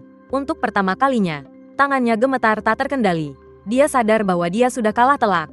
Terlebih lagi, dia dikalahkan, tepat di bidang keahlian yang selama ini paling dibanggakannya. Dia ibarat seorang pemburu sombong yang susah payah menyiapkan jebakan mematikan, tapi pada akhirnya sadar kalau dari awal kepalanya sudah dibidik oleh senapan lawan. Musuhnya bukan cuma membaca semua niat busuknya, tapi juga memanfaatkan jebakan miliknya itu untuk memutarbalikkan keadaan dengan sangat brilian. Ini benar-benar serangan balik yang sempurna. Brak, pintu ruang rapat didobrak dengan kasar. Linda Qiang menerobos masuk, mengamuk bagaikan banteng yang terluka. Dia mengambil ponselnya, lalu membantingnya keras-keras ke atas meja, tepat di depan pengacara Qian. Layar ponsel itu menampilkan surat pernyataan tadi. Qian, inikah yang kau sebut sebagai taktik cerdas yang berisiko? Inikah yang kau bilang bakal menghancurkan reputasinya? Hah? Suara Linda Qiang terdengar serak, dipenuhi amarah yang meledak-ledak. Urat-urat merah di matanya terlihat jauh lebih parah dari beberapa hari yang lalu. Tatapan matanya memancarkan kegilaan, perpaduan antara rasa takut, murka, dan keputusasaan. Sekarang yang hancur lebur itu aku, reputasiku, Linda Qiang, dan juga perusahaanku. Dia menunjuk hidungnya sendiri, berteriak sekencang-kencangnya. Pihak bank baru saja menelepon lagi. Mereka menuntut semua pinjaman segera dilunasi. Besok, tim investigasi akan menggeledah perusahaan. Dan ketua pasukan buzzer yang kubayar mahal itu, barusan dia meneleponku, dan bilang, kalau semua akunnya sudah diblokir total. Bahkan, polisi siber sudah menggerebek rumahnya. Tamat, semuanya sudah tamat. Seluruh tenaga Linda Qiang seolah terkuras habis. Dia jatuh terduduk di kursi dengan lemas, sambil menjambak rambutnya sendiri. Terus-menerus bergumam, wajah pengacara Qian pucat pasi. Sepatah kata pun tak bisa keluar dari mulutnya. Dia tahu semua ucapan Linda Qiang itu benar. Kapal besar tempatnya bergantung hidup ini sedang tenggelam dengan kecepatan di luar nalar. Dan dialah orang yang melubangi dasar kapal itu dengan tangannya sendiri. Dia ingin membela diri, ingin bilang kalau semua ini karena informasi yang meleset, ingin bilang kalau pihak lawan bermain licik. Tapi semua alasan itu terdengar begitu konyol di hadapan fakta yang ada. Dia benar-benar meremehkan Xielin, dan juga sangat meremehkan pengacara di belakang Xielin. Lawan yang mereka hadapi sama sekali bukan anak muda kemarin sore, melainkan seorang ahli strategi yang setara, bahkan jauh lebih cerdik dari mereka. Sementara itu, grup obrolan warga perumahan sedang berpesta pora. Warga yang sebelumnya sempat ragu bahkan keluar dari grup, kini satu persatu diam-diam bergabung kembali. Mereka mati-matian mengirim stiker minta maaf di grup. Rasa kebersamaan grup ini, setelah melewati badai masalah, mencapai titik tertinggi yang belum pernah terjadi. Kepercayaan semua orang padaku hampir berubah menjadi pemujaan buta. Mereka sangat yakin, asalkan mengikuti aku, Xielin, kita pasti bisa memenangkan kasus hukum ini dan merebut kembali rumah mereka. Aku tidak menanggapi pujian-pujian itu di grup. Aku justru bersama Wang Feng sedang menyusun langkah selanjutnya dengan tenang. Kemenangan opini publik ini barulah langkah awal. Itu memberi kita dukungan dari pihak luar yang sangat menguntungkan dan memperkuat kekompakan dari dalam. Tapi untuk benar-benar menuntaskan masalah ini, pada akhirnya kita harus menyelesaikannya lewat jalur hukum. Tepat saat aku sedang menelepon Wang Feng, sebuah nomor telepon rumah tak dikenal masuk. Aku pun mengangkatnya. Terdengar suara pria parubaya yang tenang dan berwibawa dari seberang sana. Halo, apakah benar ini dengan Bapak Xielin? Ya benar. Maaf, dengan siapa saya bicara? Saya adalah ketua tim investigasi gabungan yang dibentuk oleh pemerintah kota Jiangcheng, khusus untuk menangani masalah proyek Fei Chui Jiangnan. Marga saya Wang. Jantungku seketika berdegup kencang. Akhirnya, orang penting yang ditunggu-tunggu muncul juga. Selamat siang, Ketua Tim Wang. Aku langsung menata emosi, membuat suaraku terdengar tenang dan meyakinkan. Bapak Xie, tim investigasi kami sudah resmi mendatangi kantor Hongye Real Estate, dan kami mulai mengusut tuntas semua masalah terkait proyek Fei Chui Jiangnan ini. Kami memperhatikan serangkaian tindakan komite warga Anda baru-baru ini, termasuk tuntutan dan bukti-bukti yang kalian sebarkan di internet. Nada bicara Ketua Tim Wang sangat formal, namun memancarkan ketegasan yang tak bisa dibantah. Kami menanggapi masalah ini dengan sangat serius. Kami bukan hanya akan membongkar kejahatan ekonomi di balik bangunan mangkrak itu, tapi juga akan menindak tegas segala bentuk tindak pidana yang mungkin terjadi di dalamnya. Kami harap Anda bisa hadir sebagai perwakilan utama warga besok pagi. Datanglah ke kantor sementara tim investigasi kami. Tolong serahkan semua informasi dan bukti yang kalian punya saat ini kepada kami. Kami butuh kerjasama penuh dari Anda. Baik, tidak masalah, jawabku tanpa ragu. Ketua Tim Wang, kami sudah sangat lama menantikan hari ini. Besok pagi saya pasti datang tepat waktu.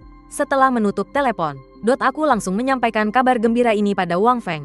Dari seberang sana, Wang Feng sampai menghela napas panjang karena takjub. Astaga Xie, kau ini benar-benar bikin heboh sedunia. Dia berhenti sejenak, nadanya berubah menjadi sangat serius. Ini adalah kesempatan emas kita, dan mungkin saja kesempatan terakhir kita.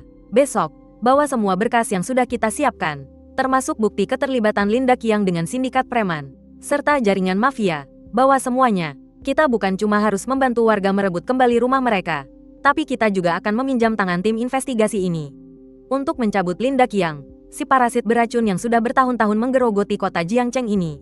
Sampai ke akar-akarnya, aku menatap keluar jendela. Langit perlahan mulai menggelap, tapi hatiku belum pernah terasa seterang ini. Aku tahu, peperangan yang berawal dari masalah sepele ini, kini telah memasuki babak penentuan akhir. Dan dengan membawa harapan ratusan keluarga di pundakku, aku siap menyambut hari penghakiman. Di kantor sementara tim investigasi gabungan, berlokasi di sebuah gedung kecil yang tidak mencolok di dalam kompleks. Suasana di sini sangat berbeda dengan hiruk-pikuk lalu lintas di luar sana. Begitu tenang dan penuh wibawa, bahkan terasa agak mencekam. Saya dan Wang Feng tiba 15 menit lebih awal. Wang Feng mengenakan setelan jas gelap berpotongan rapi yang menjadi ciri khasnya, sambil menenteng sebuah tas kerja yang tampak berat. Di dalamnya berisi semua dokumen yang kami susun mati-matian, begadang semalaman selama beberapa hari ini. Sementara saya sendiri hanya mengenakan pakaian kasual yang sederhana, dengan wajah yang tenang. Kami berdua tahu, pertemuan hari ini akan menentukan hasil akhir dari seluruh kasus ini. Seorang staf muda mengantar kami masuk ke sebuah ruang rapat kecil. Ruangannya tidak besar, perabotannya pun sederhana. Hanya ada sebuah meja rapat panjang, beberapa kursi, dan lambang negara yang tergantung di dinding. Selain itu, tidak ada apa-apa lagi. Di ujung meja yang lain sudah duduk 3 orang. Di tengah-tengah mereka, ada seorang pria parubaya berusia sekitar 50 tahun. Wajahnya tegas dengan rahang persegi, dan alisnya sangat tebal. Tatapan matanya tajam dan dalam, memancarkan aura mengintimidasi meskipun dia tidak sedang marah. Tidak ada tanda pengenal di dadanya, tapi aura wibawa dari seseorang yang sudah lama memegang kekuasaan tinggi, membuat siapapun langsung tahu bahwa dialah ketua tim investigasi ini, Ketua Wang. Dua orang di sebelahnya, satu pria dan satu wanita, sepertinya adalah wakilnya. Mereka sedang menunduk memeriksa dokumen, dengan ekspresi yang sama seriusnya. Selamat pagi, Ketua Wang. Saya si Elin, dan ini pengacara saya, Wang Feng. Saya berinisiatif menyapa duluan, dengan nada sopan namun tetap percaya diri. Ketua Wang mendongak, pandangannya menatap lekat wajah kami berdua selama beberapa detik. Tatapan itu seolah bisa menembus isi hati kami. Dia mengangguk pelan, lalu menunjuk ke kursi di seberangnya. Silakan duduk. Setelah kami duduk, tidak ada basa-basi sama sekali. Pertemuan langsung masuk ke inti pembicaraan. Saudara Sielin, Ketua Wang mulai angkat bicara. Suaranya terdengar berat dan tegas. Kami sudah mendapat gambaran awal mengenai situasi proyek Fei Chui Jiangnan melalui berbagai jalur. Kami juga sudah menonton konferensi pers yang kalian adakan. Kalian dipanggil ke sini hari ini, karena kami ingin mendengar penjelasan yang lebih lengkap dan terperinci. Prinsip tim investigasi kami adalah tidak akan membiarkan satupun orang bersalah lolos. Dan sama sekali tidak akan menghukum orang yang tidak bersalah. Katakan saja apa adanya, yang paling penting adalah bukti. Dia memberi penekanan yang sangat kuat pada kata bukti. Saya mengangguk pelan, lalu menoleh ke arah Wang Feng di sebelah saya. Mengerti maksud saya? Wang Feng langsung membuka tas kerjanya, mengeluarkan setumpuk tebal dokumen yang dijilid rapi, lalu mendorongnya pelan ke tengah meja rapat. Ketua Wang, Bapak dan Ibu sekalian, ini adalah seluruh dokumen yang telah kami siapkan. Suara Wang Feng terdengar tenang dan sangat profesional. Kronologi dari seluruh kejadian ini, kami bagi menjadi 3 bagian. Bagian pertama adalah rantai bukti lengkap dari insiden jendela, kata Wang Feng sambil menarik dokumen paling atas. Di dalamnya termasuk rekaman panggilan telepon lengkap antara Bapak Sielin dengan manajer properti Yang Heming. Lalu ada juga rekaman video di lokasi saat pihak pengembang, Linda Qiang, datang mengancam ke rumah. Serta video dari berbagai sudut yang direkam langsung oleh ratusan pemilik unit di lantai paling atas proyek yang terbengkalai itu. Semua bukti ini sudah lebih dari cukup untuk membuktikan bahwa pihak pengembang dan manajemen properti yang sadar betul kalau gedungnya belum selesai dibangun, malah sengaja menggunakan fakta palsu untuk memeras dan mengancam Bapak Sielin. Anggota tim wanita di sebelah Ketua Wang mengambil dokumen itu dan dengan cepat membolak-baliknya. Semakin dia membaca, keningnya semakin berkerut. Bagian kedua adalah bukti-bukti tindakan balas dendam dari pihak pengembang. Wang Feng mengeluarkan dokumen lain. Ini mencakup foto dan video perusakan mobil milik Bapak Chen Wenxing, salah satu anggota komite pemilik, serta hasil pelacakan yang kami lakukan dengan metode teknologi canggih terkait penyebaran awal di internet, berupa alamat IP yang menyebarkan fitnah bahwa Sielin menggelapkan dana perusahaan, lengkap dengan informasi akun penggunanya. Di saat yang bersamaan, kami juga melampirkan laporan resmi dari firma hukum kami terkait insiden pengunduran diri Bapak Sielin di masa lalu. Laporan klarifikasi fakta dan bukti lengkap.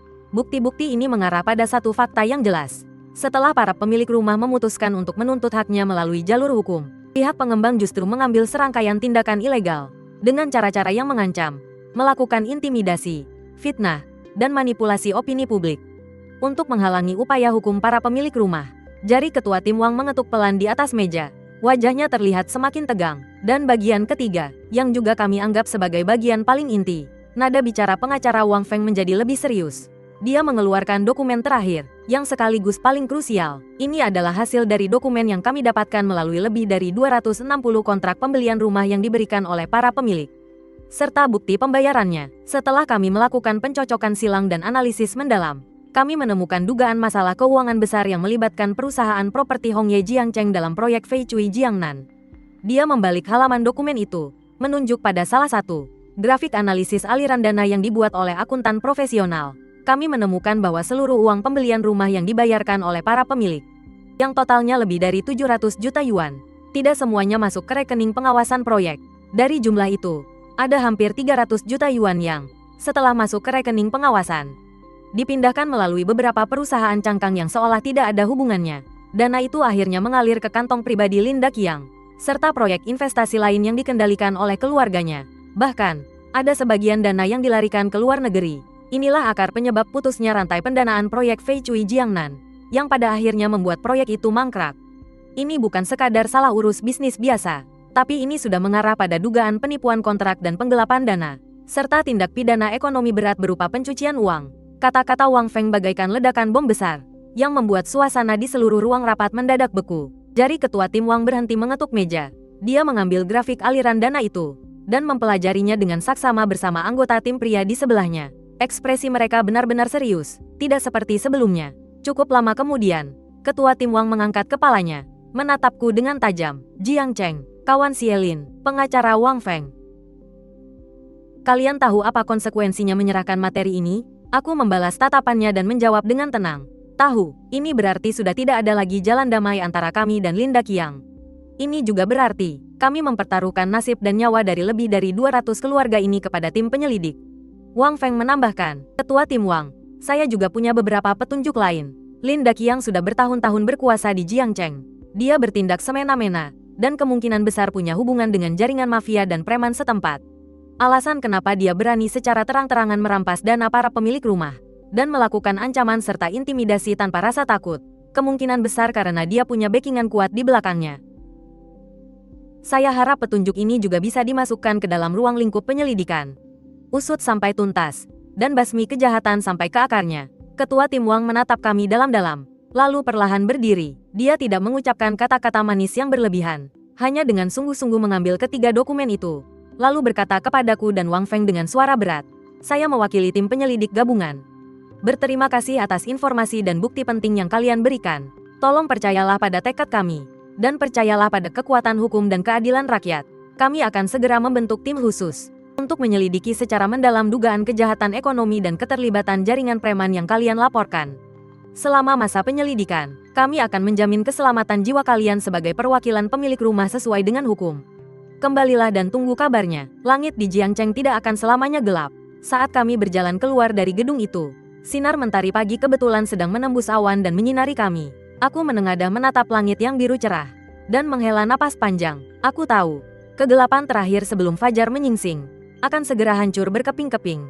Tindakan tim penyelidik lebih cepat dan ganas dari yang dibayangkan semua orang. Tepat pada sore hari kedua setelah kami bertemu dengan ketua tim Wang, belasan mobil polisi dengan diam-diam mengepung gedung markas besar properti Hongye yang terletak di pusat bisnis kota Jiangcheng.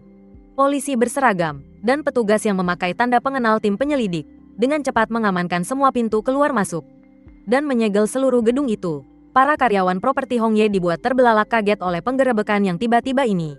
Masing-masing disuruh tetap di meja kerjanya, tidak boleh berkeliaran, dan dilarang menyentuh alat komunikasi apapun. Server, buku kas, dan dokumen perusahaan di bawah pengawasan ketat dari ahli audit. Dan para teknisi disita, disalin, lalu dibawa pergi satu persatu. Operasi yang dijuluki media sebagai Badai Jiangcheng ini tersebar ke seantero kota dalam waktu yang sangat singkat. Warga tak terhitung jumlahnya berkerumun di luar garis polisi, mengangkat ponsel mereka, merekam momen bersejarah ini. Raksasa properti yang dulunya sangat arogan itu, di hadapan kekuatan hukum negara, ternyata runtuh begitu saja. Tapi saat itu, Linda Qiang sama sekali tidak tahu apa-apa. Dia sedang bersembunyi di sebuah villa tepi danau yang dijaga ketat di pinggiran kota, menunggu kabar dari pengacara Qian dengan cemas. Dia sudah tidak bisa menghubungi satupun temannya. Orang-orang itu, kalau tidak mengabaikan teleponnya, pasti menjawab dengan nada yang sangat dingin. Menyuruhnya agar jangan pernah menelepon lagi. Harapan terakhirnya benar-benar cuma bergantung pada apa yang disebut rencana B dari pengacara Qian, yaitu menggunakan dokumen palsu untuk kabur malam itu juga dari bandara kota sebelah, menuju ke luar negeri. Pengacara Qian bilang, asalkan dia sudah sampai di luar negeri, dia punya cara untuk memanfaatkan celah hukum dan aset-asetnya di sana, supaya dia bisa hidup foya-foya dan bebas lepas. Tapi sayang, dia menunggu sampai larut malam, dan yang datang bukanlah telepon dari pengacara Qian untuk menjemputnya kabur, melainkan suara hantaman keras dari gerbang villa yang didobrak paksa, disusul teriakan tegas dari kepolisian. "Jangan bergerak!" Linda Qiang bergegas ke jendela, dan baru melirik sekali saja, tubuhnya langsung lemas tersungkur ke lantai. Halaman villanya sudah dikepung rapat oleh mobil polisi dan pasukan khusus yang bersenjata laras panjang lengkap. Kilatan lampu polisi merah dan biru yang silih berganti menyoroti wajahnya yang tampak berkerut karena ketakutan, menjadi pucat pasi. Hayalan terakhirnya hancur berantakan. Dia sempat berpikir untuk melawan, berniat mengambil barang yang disembunyikan di dalam brankas, senjata yang dia siapkan untuk bela diri itu. Tapi saat melihat moncong-moncong senapan gelap dari luar jendela, Sisa-sisa keberaniannya pun langsung luntur tanpa sisa. Beberapa menit kemudian, Bos Lin yang dulu sangat berkuasa di Jiangcheng itu, kedua tangannya kini diborgol erat ke belakang. Diseret keluar dari villa oleh dua anggota pasukan khusus, persis seperti anjing pecundang yang kehilangan arah. Rambutnya berantakan, kemejanya juga robek, tidak ada lagi sisa-sisa keangkuhan di wajahnya. Yang tertinggal hanyalah keputusasaan yang mati. Saat dia didorong masuk ke mobil polisi, lewat jendela mobil, dia melihat pengacara Qian yang juga sudah diborgol. Kacamata pengacara Qian hancur, dan wajahnya babak belur. Jelas habis meronta-ronta menolak ditangkap. Saat pandangan mereka saling bertemu, mata Linda Qian penuh dengan kebencian dan penyesalan yang mendalam. Sementara pengacara Qian hanya bisa menundukkan kepala karena malu. Tertangkapnya Linda Qian hanyalah permulaan. Sebuah jaring besar yang berpusat pada dirinya, yang menyebar ke seluruh dunia gelap dan terang di Jiangcheng, kini benar-benar ditarik rapat.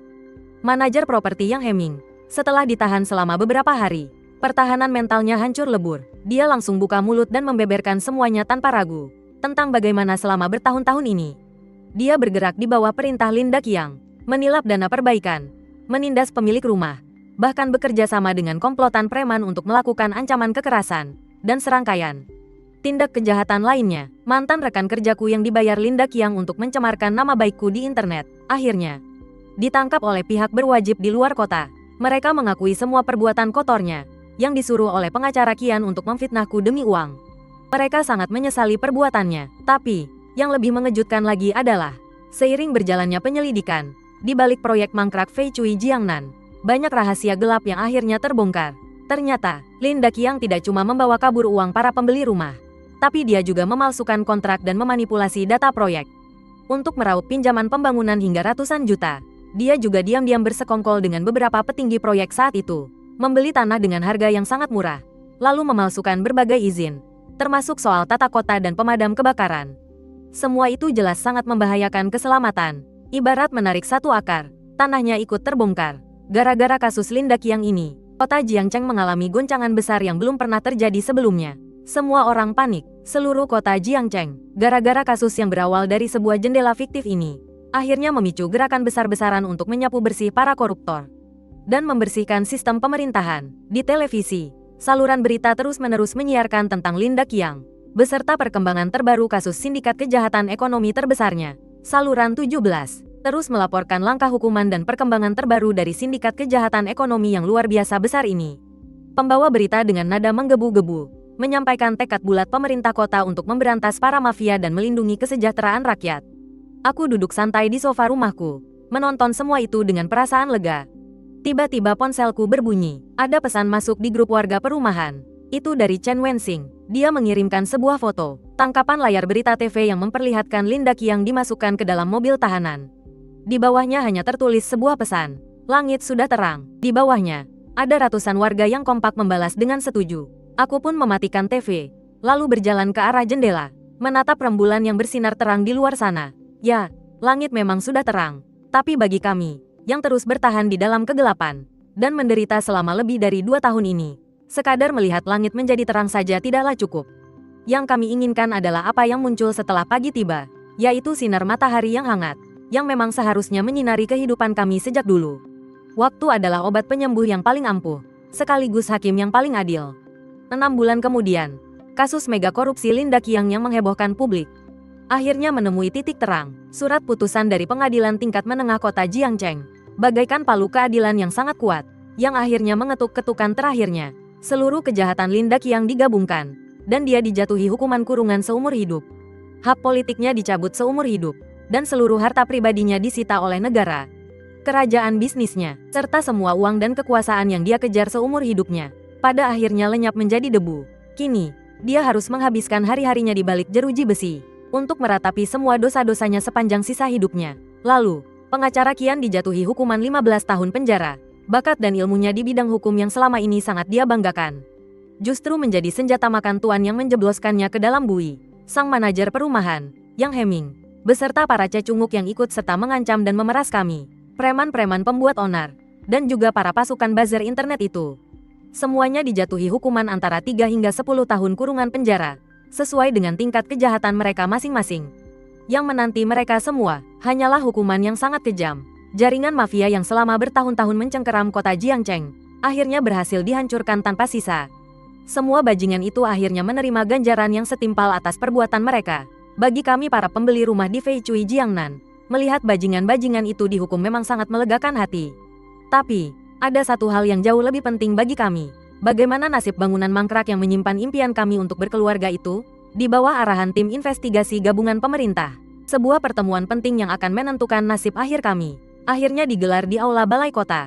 Di satu sisi meja pertemuan, duduklah komite perwakilan penghuni perumahan yang aku pimpin. Dan di sisi lainnya, duduk para pejabat dari instansi pemerintah terkait. Dan ada satu wajah baru, perwakilan dari perusahaan konstruksi milik negara terbesar di Jiangcheng, Grup Konstruksi Jiangcheng. Ketua Tim Wang memimpin rapat ini secara langsung. Pertama-tama, beliau mengumumkan hasil likuidasi aset milik perumahan Hongye kepada kami. Karena si Linda Qiang seenaknya menghamburkan dan memindahkan dana, perusahaannya sudah lama bangkrut. Sisa aset yang ada sama sekali tidak cukup untuk menutupi biaya sisa pembangunan proyek ini.